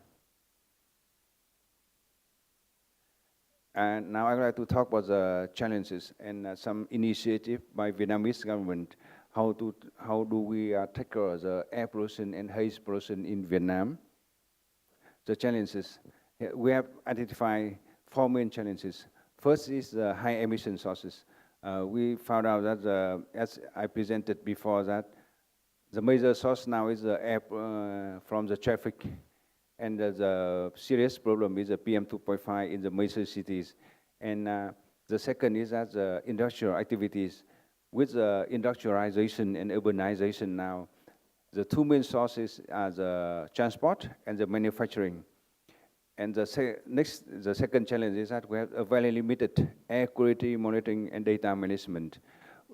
As I said that our monitoring network, the station, is still inadequate to have the coverage of the national. So we don't have in many cases, we don't have the real-time monitoring data. And the third challenge is the enforcement of the regulation is not strong in Vietnam. And another challenge is that we have some kind of transboundary movement of air pollution and haze. So we need some kind of international cooperation or the data sharing or the transparency so that we can manage the issue. And for the initiative in Vietnam, the Vietnamese government, we recognize the serious of the air pollution, and the Vietnamese government already launched issue some important policy or strategy to tackle the air pollution. The Vietnamese government, they will invest in improving the air quality monitoring networks across the countries. And they also invest in emission control technologies. And already with the transportation, we invested in green transportation. And in Hanoi now, you can see we have the EV bus and also Ho Chi Minh City. And so we invested in BRT in Hanoi and Ho Chi Minh City. And we also invested in technologies for the low technology in transport sector and other technologies for low cost transport and low cost and low carbon technologies. And for the national government, the Vietnamese government, we are invested and encouraged the domestic collaboration between provinces and regional to tackle the issues. And we also focus on side with some other international organizations to strengthen the international partnership and regional initiative to collaborate on research, joint research, data sharing, and transparency to tackle the air pollution.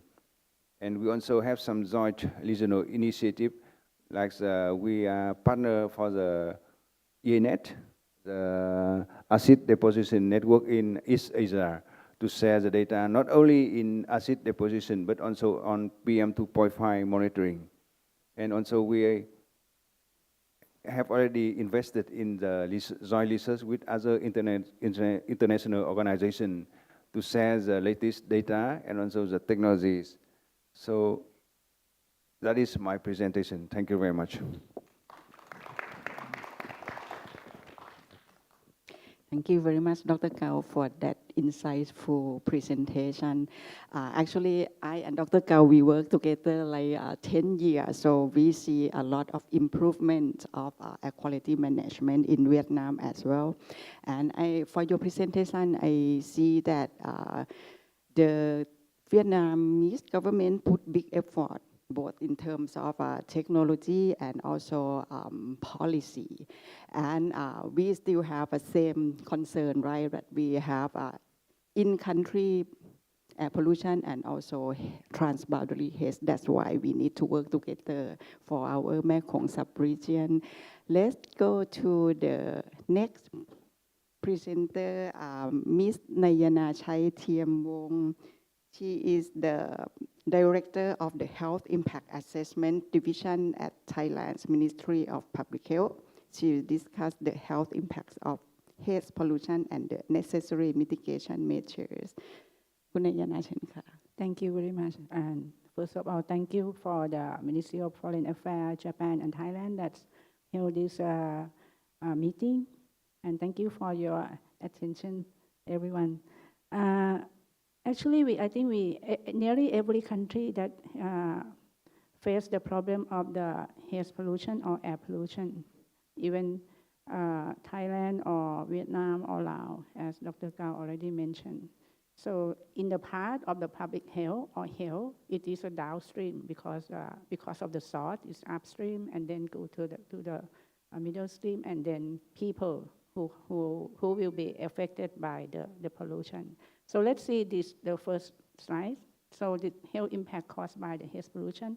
If you see on the left side, so you will see that the 9 of 10 people worldwide breathe the air that exceeded the air quality guideline, which the pollution will affect every organs in the body, and also that a threat of our health, and also linked to like various problem or the disease like a respiratory disease or cardiovascular disease, even your eye or your skin, that also affect from the air pollution. So if we look at the public health and the economic impact assessment from the PM 2.5 from the open biomass burning over the country in the mainland of the Southeast Asia during the smog episode. On the left side, so you will see that the dark area that shows the high concentration of the PM 2.5 that caused from the open biomass burning. And in the middle, if you see the skull, that all cause of the air pollution that caused a death of the around 78,000 cases in the Southeast Asia, and also we can count for the respiratory disease at about 6,700 cases, and also a cardiovascular disease like 1,000 cases. For on the right side, if we consider on the economic impact or economic burden, it costs around 23 million by, that's too much. That cost from the problem of the air pollution from the open burning in the Southeast Asia. Then if we look at the morbidity rate caused by the PM 2.5 during the October 2023 to March 2025. If you look at the green box, you will see that the number of the cases increased as the air pollution increased, which linked to the several diseases like asthma, cardiovascular disease, or also the COPD, and also dermatitis. So that's show that there's a relationship between the air pollution, especially the PM 2.5, and the illness of the people, especially the elderly or the vulnerable group, like children, pregnant women, and other the people who have immunocompromised. So from that problem, so we can move towards from haze to solution that can build a healthier future together. So for Thailand, we have like a comprehensive strategy, the National Public Health Measures for PM 2.5. We have like 4 strategies. The first one is raising the awareness and promote the clean organization. We have the activity on the communication and building the public awareness.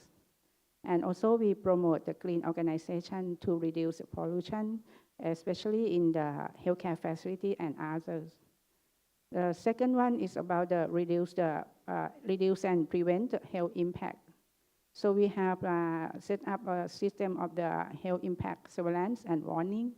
So we have like not the application, but we have system that we can tell people that when the air pollution or PM 2.5 going to increase, then we can send the warning to them.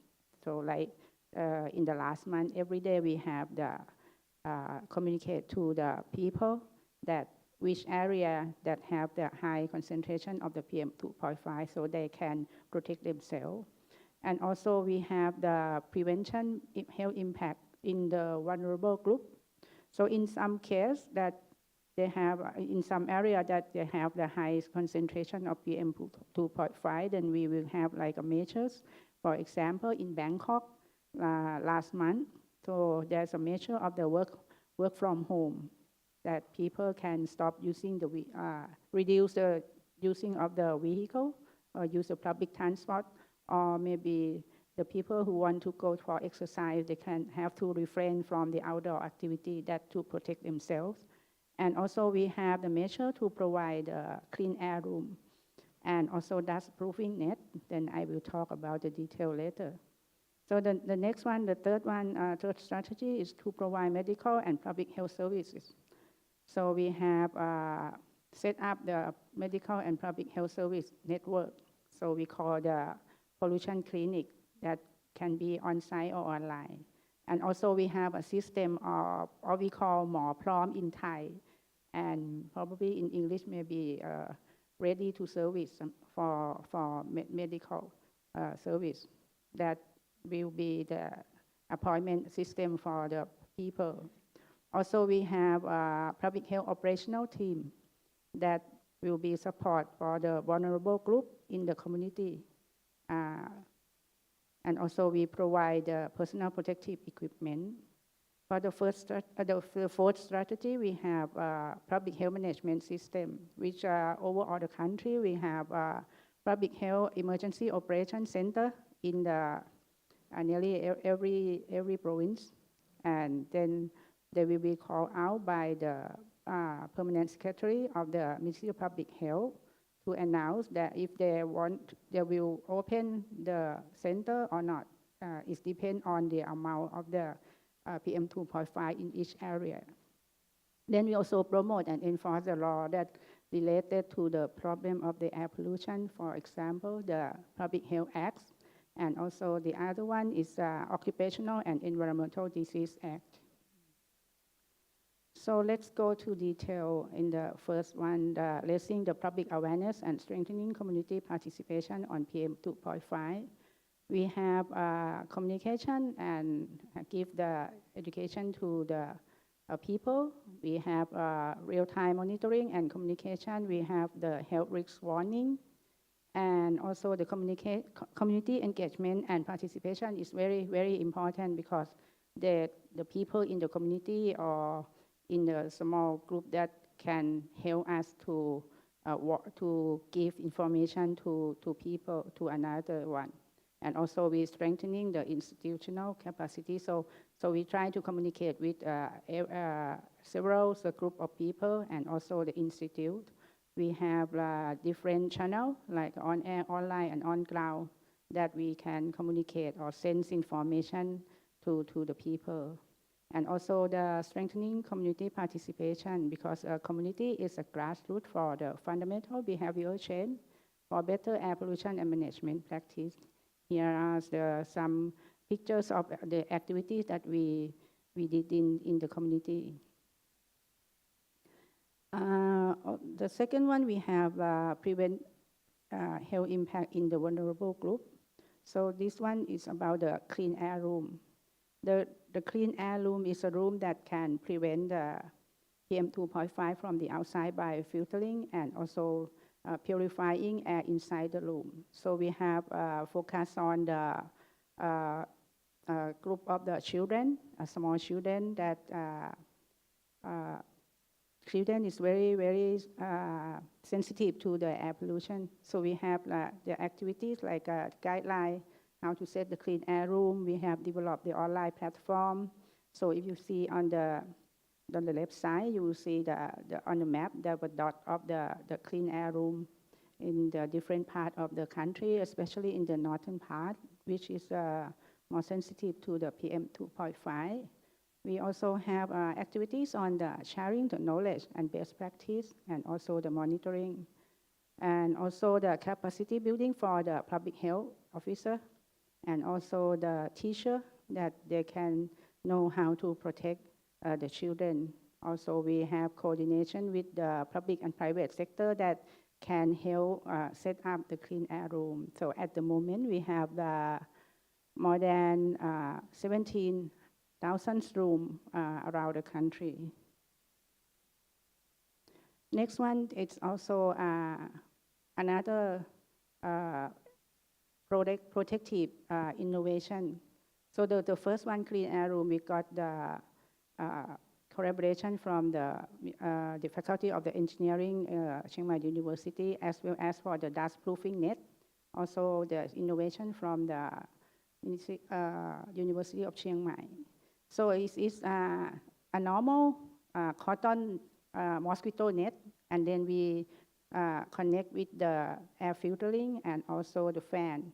So like in the pictures on the left side. So inside the net, there will be a decrease of the PM 2.5 compared to the outside. And this one, we focus on the vulnerable group, such as the elderly, people with underlying health condition, especially the respiratory disease. So at the moment, we have distributed this dust-proofing net to around 1,000, 2,000 set to the people in the northern part of Thailand. The next one is about the provide the medical and public health services. So like I mentioned before that the pollution clinic that's set up for the people to have connect to the doctors. There's a specialized clinic that from those who affected from the PM 2.5 and that aims to reduce the severity and symptoms that require the hospital admission, so they can consult, ask for the treatment or the health education, and also can make appointment in the system through the Mawprom. And currently we have the 81 pollution clinic and also 158 online pollution clinic around the country. Also another thing that we have support for the personal protective equipment like mask, like surgical mask, N95 mask, and also communicate with people that how to wear the mask and use the proper appropriate type of mask and how to wear it properly. For the next one is collaboration with the Mekong country. So at the first one, we have policy and strategy. We have a Clear Sky strategy, which is under the letter of the agreement on health promotion and environmental health, which start in 2023 to 2025. And for the letter of the agreement that we want to enhance the exchange the information and staff, human resource, and human resource development, such as the short course, training program, and study visit for the health personnel, and joint research and study in the area of health promotion and environmental health. And for the Clear Sky strategy, that's to address the cross-border smoke and haze pollution in 3 countries. So we have a different meaning of the clear, CLEAR. And the second one, we have developed the PM 2.5 surveillance system with the Lao PDR. So we have the collaboration and also support from the Chiang Mai University to install the dashboard, which is the air pollution monitoring equipment into the area or some province of the Lao PDR, I'm not sure, it's about 5 to 10 set.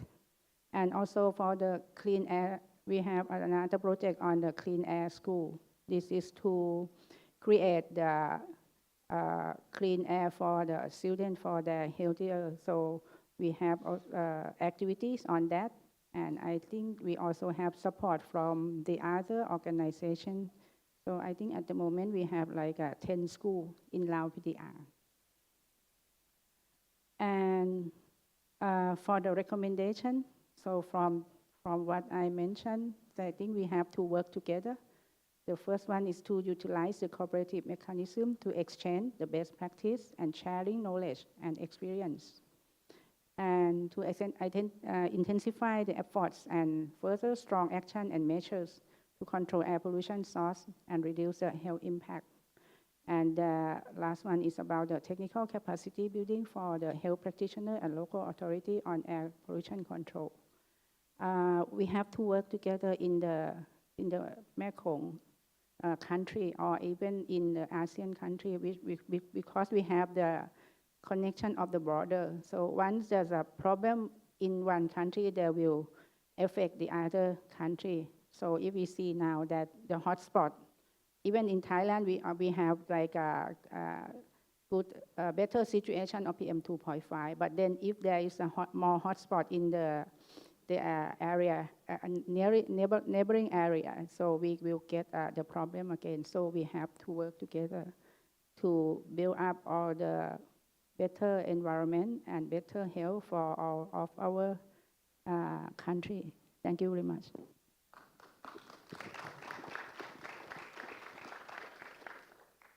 Thank you very much, Ms. Nayana, for that enlightening presentation. I had catch that, I see that Thailand move very advanced in terms of public protection from air pollution. We work, just start from prevention, right, until you take care of the public health. We always say that air pollution has health effect, but we don't have like in-depth study enough. But from Thailand Ministry of Health, we see how important that you put effort on this, and you work with like multi-stakeholders and cross-sectoral. That's very important in terms of public health. And one of the more thing that I think very benefit our Mekong sub-region is early warning system, right? And then how to take care of the people, especially vulnerable group. So now we move to Q&A section. I would like to invite all of you to ask the question directly to our speakers. Please feel free to raise your hand and introduce yourself first so we can know you. We also have chat box, right? We can get the question from the chat box as well. Any question or any comment from the floor?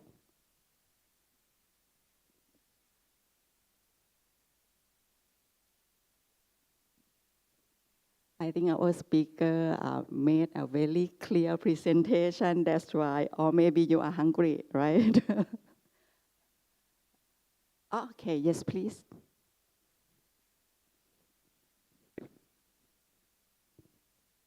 So good morning. My name's John Dore. I work at the Australian Embassy here in Bangkok. Thank you both very much. I learned a lot about what Thailand and Vietnam are doing to protect people and to respond.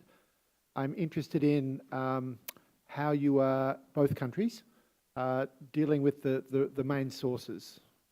So, really what are the big issues that you would hope that your leaderships would address to actually make your job easier in responding because the source is controlled? Thanks. Yes, thank you very much for a very good question. Actually, being a researcher and also a consultant for not only Vietnamese government but also for international organization, I already made some recommendation to the Vietnamese government through the Ministry of Natural Resources and Environment that first, to tackle the air pollution, we need to identify the source and to map out the pollution area. And in our research, we already, I mean that to some extent, we already successfully identify what are the main sources. And in my institution and myself now, we are mapping out the main, the zoning, the sources and the air pollution. And the next step is that the Vietnamese government, I think they will soon issue the policy for emission quota, meaning that if you exceed the quota, you have to pay for that. So that to some way to reduce the air pollution. And the second is that we will enforce a more stricter inventory and monitoring network to make sure that they will comply with the regulation. Otherwise, they will face the penalty or for some other can I say the punishment by the law, the regulation. So this is the next step, yes. And for the transportation, the Vietnamese government, we already launched the initiative for the green transportation. As I mentioned that in Hanoi and Ho Chi Minh City now, We have the EV buses, and we also building the public transport like the BRT and the metro to reduce the private transport in the two major cities. Yes. Okay, thank you very much for your question. I think not only in Thailand, or I think every country had a problem of the resource, manpower. Okay, for Thailand, if we consider the source of the pollution, so they also have a problem of the manpower and human resource, because once someone has ignite or burn maybe the forest or whatever, then they will not have people, the officer to catch up with everyone. And also the same in the public health part. So I think we try to use the innovation and the technology, and also I think we have to thank for the COVID. So that made the online system is very powerful for us for today. So in public health part, we use we try to create like a system online, and also we have the collaboration with the local government. It's not only the public health officer can do everything. So we have collaboration with the local authority, also private sector. We have like a volunteer public health officer in the community, which is the smaller part of the public health system. So we for example, for the PM 2.5, at the beginning, since last year, we have like a online meeting that the permanent secretary will tell every province what they have to do. And then there will be like a downstream to the several office to the community. And also for example, for the clean air room, we have a system online. Then the people can come and learn how to set up that. And also they can also access and monitor. We can access, and they can access themselves. We also can monitor through the system online. So we use like technology, and maybe in the future, maybe we use AI, but now we will not go to that. So we just try to use everything that can help, that we can work effectively and to protect people as much as possible. Thank you.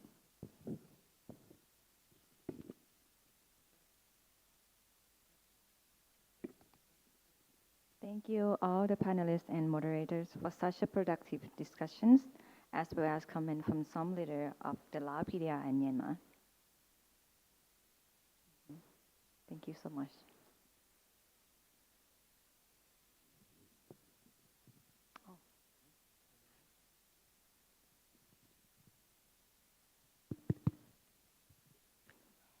Distinguished Mekong Japan Sam leaders and all participants, ladies and gentlemen, good morning.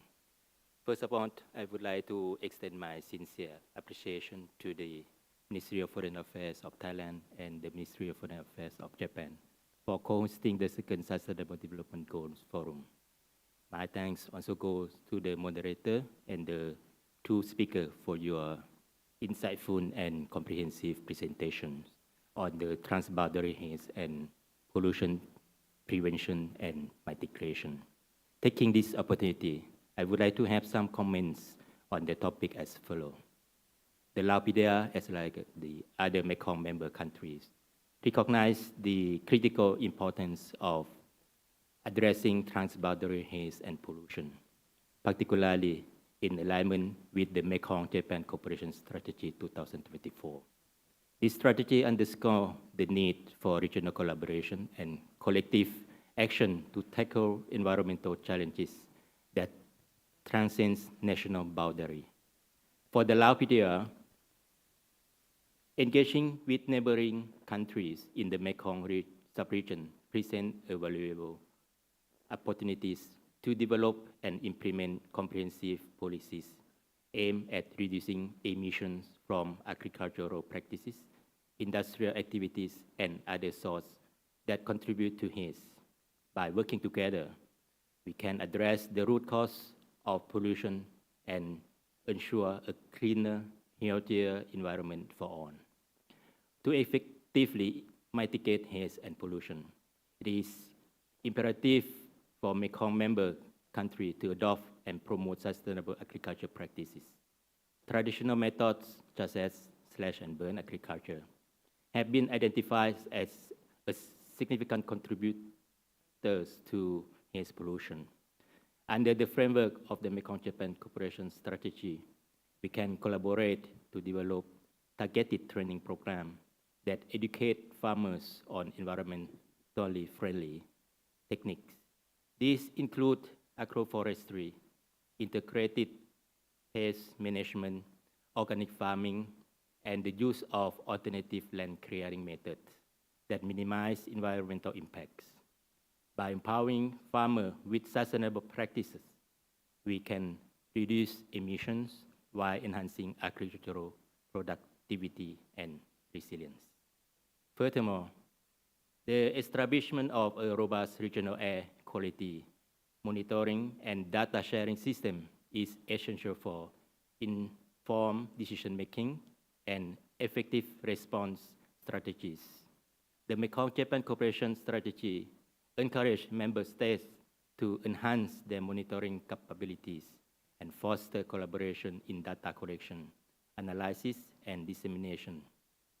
By leveraging advanced technologies and sharing real-time data, we can improve our ability to identify pollution sources, assess their impact, and implement timely and targeted interventions. In addition to this measure, the LAPIDA emphasized the importance of public awareness campaign and community engagement in addressing haze and pollution, educating local communities about the health and environmental impacts of haze, as well as the benefits of sustainable practices can drive behavioral change and foster a culture of environmental stewardship. Partnership with civil society organizations and the private sector will be critical in amplifying these efforts and ensuring their long-term success. Finally, the LAPIDA calls for increased investment in green technologies and renewable energy as part of a holistic approach to pollution prevention. Transitioning to cleaner energy sources and promoting energy efficiency in industries and households can significantly reduce emissions and contribute to a more sustainable future. The Mekong-Japan Cooperation Strategy provides a valuable platform to mobilize resources, share best practices, and implement innovative solutions that address the dual challenges of environmental protection and economic development. Thank you for your attention.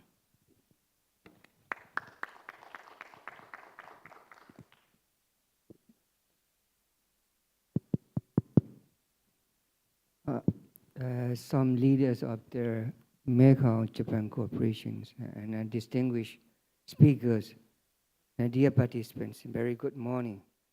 And first of all, I'd like to express my sincere appreciation and thanks to Japan and Thailand for hosting this important event. So as mentioned in the objectives of the forum, is very timely to discuss on those issues like water resources management and transboundary haze pollution that the Mekong sub-region face as a significant challenges today. And if I may brief on what I understand from our speaker. So Dr. Khan mentioned that haze pollution and its impacts on the socioeconomic and environmental on the environment. And secondly, he also mentioned the causes and sources of the haze pollution. And thirdly, he also gave the information on the air quality monitoring activities in the Vietnam. And also he gave the challenges as well as technological solutions. And of course, in the next step, the national and international cooperation in the initiative of the Vietnam in this fight against the haze pollution. And also our second speaker, Ms. Nairma, since she is from an official from the public health ministry, she gave the very comprehensive information on the health impacts caused by the haze pollution. So she also shared the information on the Thailand's initiative to protect the impact on the health of the people affected by the haze pollution. And also she gave the information on the collaboration with the Mekong country. And so most importantly, the both speakers, they gave the information, the challenges that we face, the cause and, the cause and sources of the causes of the haze pollution. They also share the very important kind of technological solutions for the Mr. Kong, and as well as the recommendation from the Ms. Nairman to resolve the issue. And taking this opportunity also, I would also like to share the same information, the initiative of Myanmar on the addressing the transboundary haze pollution. So Myanmar has actively engaged in the trilateral discussion with Thailand, Laos, to enhance the collective action on the transboundary haze pollution. In April 2021, the Prime Minister of Myanmar, Thailand, and Laos, they held a trilateral video conference to address transboundary haze pollution. The meeting reinforced the importance of the stronger regional collaboration to mitigate the environmental and public health impacts of the haze. As a result, the Joint Plan of Action Clear Sky Strategy 2024-2030 was established to provide a structured and unified approach to fire prevention and air quality management. In a national level, Myanmar has established a robust national policy and legislative frameworks aimed at mitigating fire-related air pollution and addressing the transboundary haze. These measures focus on strengthening fire prevention and early warning system and enhancing collaboration with regional partners to tackle transboundary haze pollution challenges. Myanmar has achieved a significant progress in addressing the transboundary haze pollution. The total number of hotspots in 2024 show a decline compared to 2023, indicating progress in fire management initiative. In a regional collaboration, Myanmar is actively participating in ASEAN Agreement on Transboundary Haze Pollution to implement the fire hotspot and transboundary haze pollution control in line with the Chiang Rai Action Plan 2017. And the second roadmap for ASEAN cooperation on transboundary haze pollution control with means of implementation. Besides, we always cooperate with our neighboring countries like China, Thailand, and Laos for the fire prevention and transboundary haze pollution control. Myanmar reaffirms its strong commitment with Thailand and Laos to the regional cooperation in combating transboundary haze pollution. Recognizing the urgency of this issue, Myanmar, along with Thailand and Laos, has taken proactive steps to implement the Joint Plan of Action Clear Sky Strategy 2024-2023. This comprehensive framework aims to establish long-term sustainable solutions for fire and haze mitigating in the region through coordinated and strategic efforts to be a haze-free region. Thank you very much. Thank you very much. And now we come to the end of the session. Once again, I would like to thank you, our distinguished speakers and the Mekong Som leader. But before ending today, I just have one word for you to think that 2030 is closer than we think. And air pollution control and management is expensive and complicated, but still be the work and big challenge that we have to come together and work together to solve it. And then we're gonna go to sustainable management. Thank you very much for all today.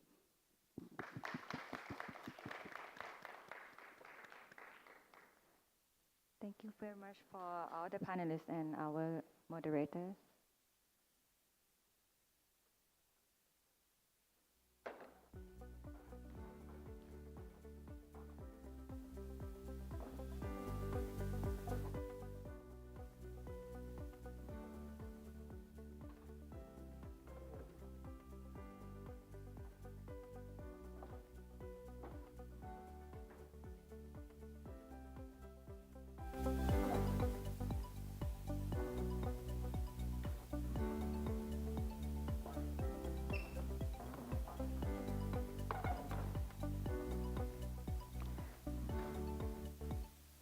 Now it is my honor to invite Mr. Kashiwabara Yutaka, Ambassador in charge of cooperation with ASEAN and Deputy Director General of Southeast and Southwest Asian Affairs, Department, Ministry of Foreign Affairs of Japan, to the stage to deliver his closing remarks. Please, Ambassador.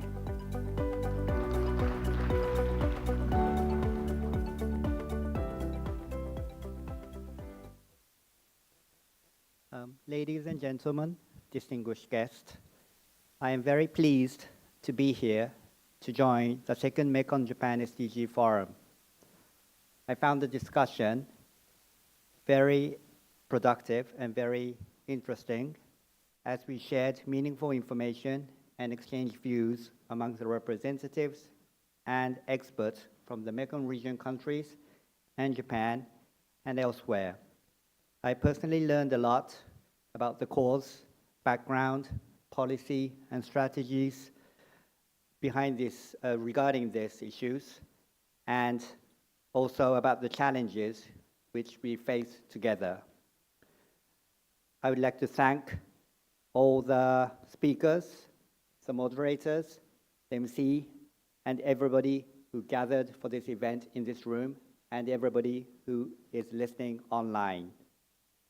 The two topics we discussed today, namely water resources management and transboundary haze pollution, are critical and urgent issues that directly affect the lives of people in the Mekong subregion. As was pointed out many times, it is essential for the Mekong countries to collaborate in addressing these transboundary challenges, and Japan would like to work with all the countries concerned. As Ms. Busadi, CEO of the Mekong River Commission, presented in Water Resources Management session, we believe that MRC, the Mekong River Commission, is a key player in transboundary water management. It is with this recognition that Japan decided to provide new grant assistance of around $4.8 million to the Mekong River Commission. We hope with this assistance, it will strengthen the comprehensive flood and drought early warning system and also develop adaptation guidelines for flood and drought, aiming to enhance measures against both the frequent flooding and large-scale drought in the lower Mekong River Basin. We will continue to cooperate with the MRC. Japan is also collaborating with the Mekong countries to address the haze pollution. We have pledged support for a project to promote information sharing on early warning for local and regional air pollution in the Mekong subregion. This project was adopted last November, and this project was adopted last November at the so-called ENET. At today's event, many important points were raised, leading to a productive discussion on the future of Mekong-Japan cooperation. This is an important issue to all of us. Japan is eager to work together as a long-standing partner in addressing transboundary issues in the Mekong subregion.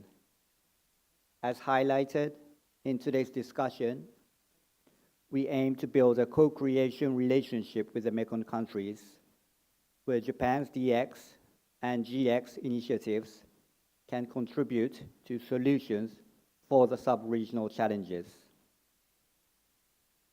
Finally, I would like to thank once again the Ministry of Foreign Affairs of Thailand, the moderators, speakers, everybody who has participated and worked for this event. I think this event has been a very productive and a good opportunity for us to move forward on this very important issue and urgent challenges we face together. Thank you very much. Thank you, Ambassador Kashiwabara. Ambassador, please remain on the stage for the group photo.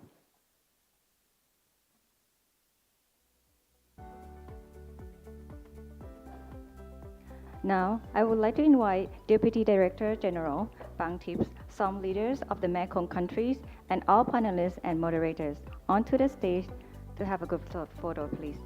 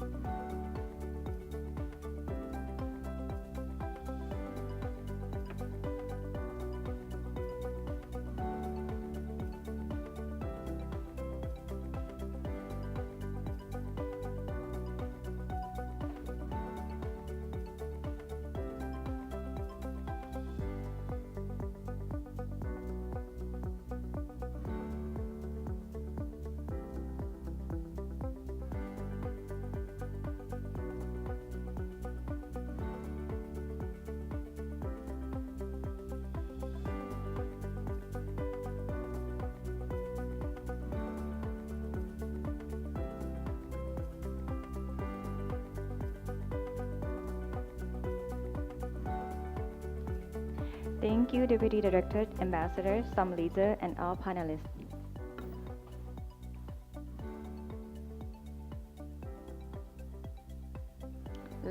Ladies and gentlemen, we have come to the end of the forum. Thank you once again for joining us at the second Mekong Japan SDG Forum. We truly hope that you have gained a useful information and perhaps even inspiration from both sessions. With continued cooperation between Mekong regions and Japan, we surely move even closer to achieving SDG in the near future. Lastly, lunch will be served at the Up and Above restaurant on the 24th floor.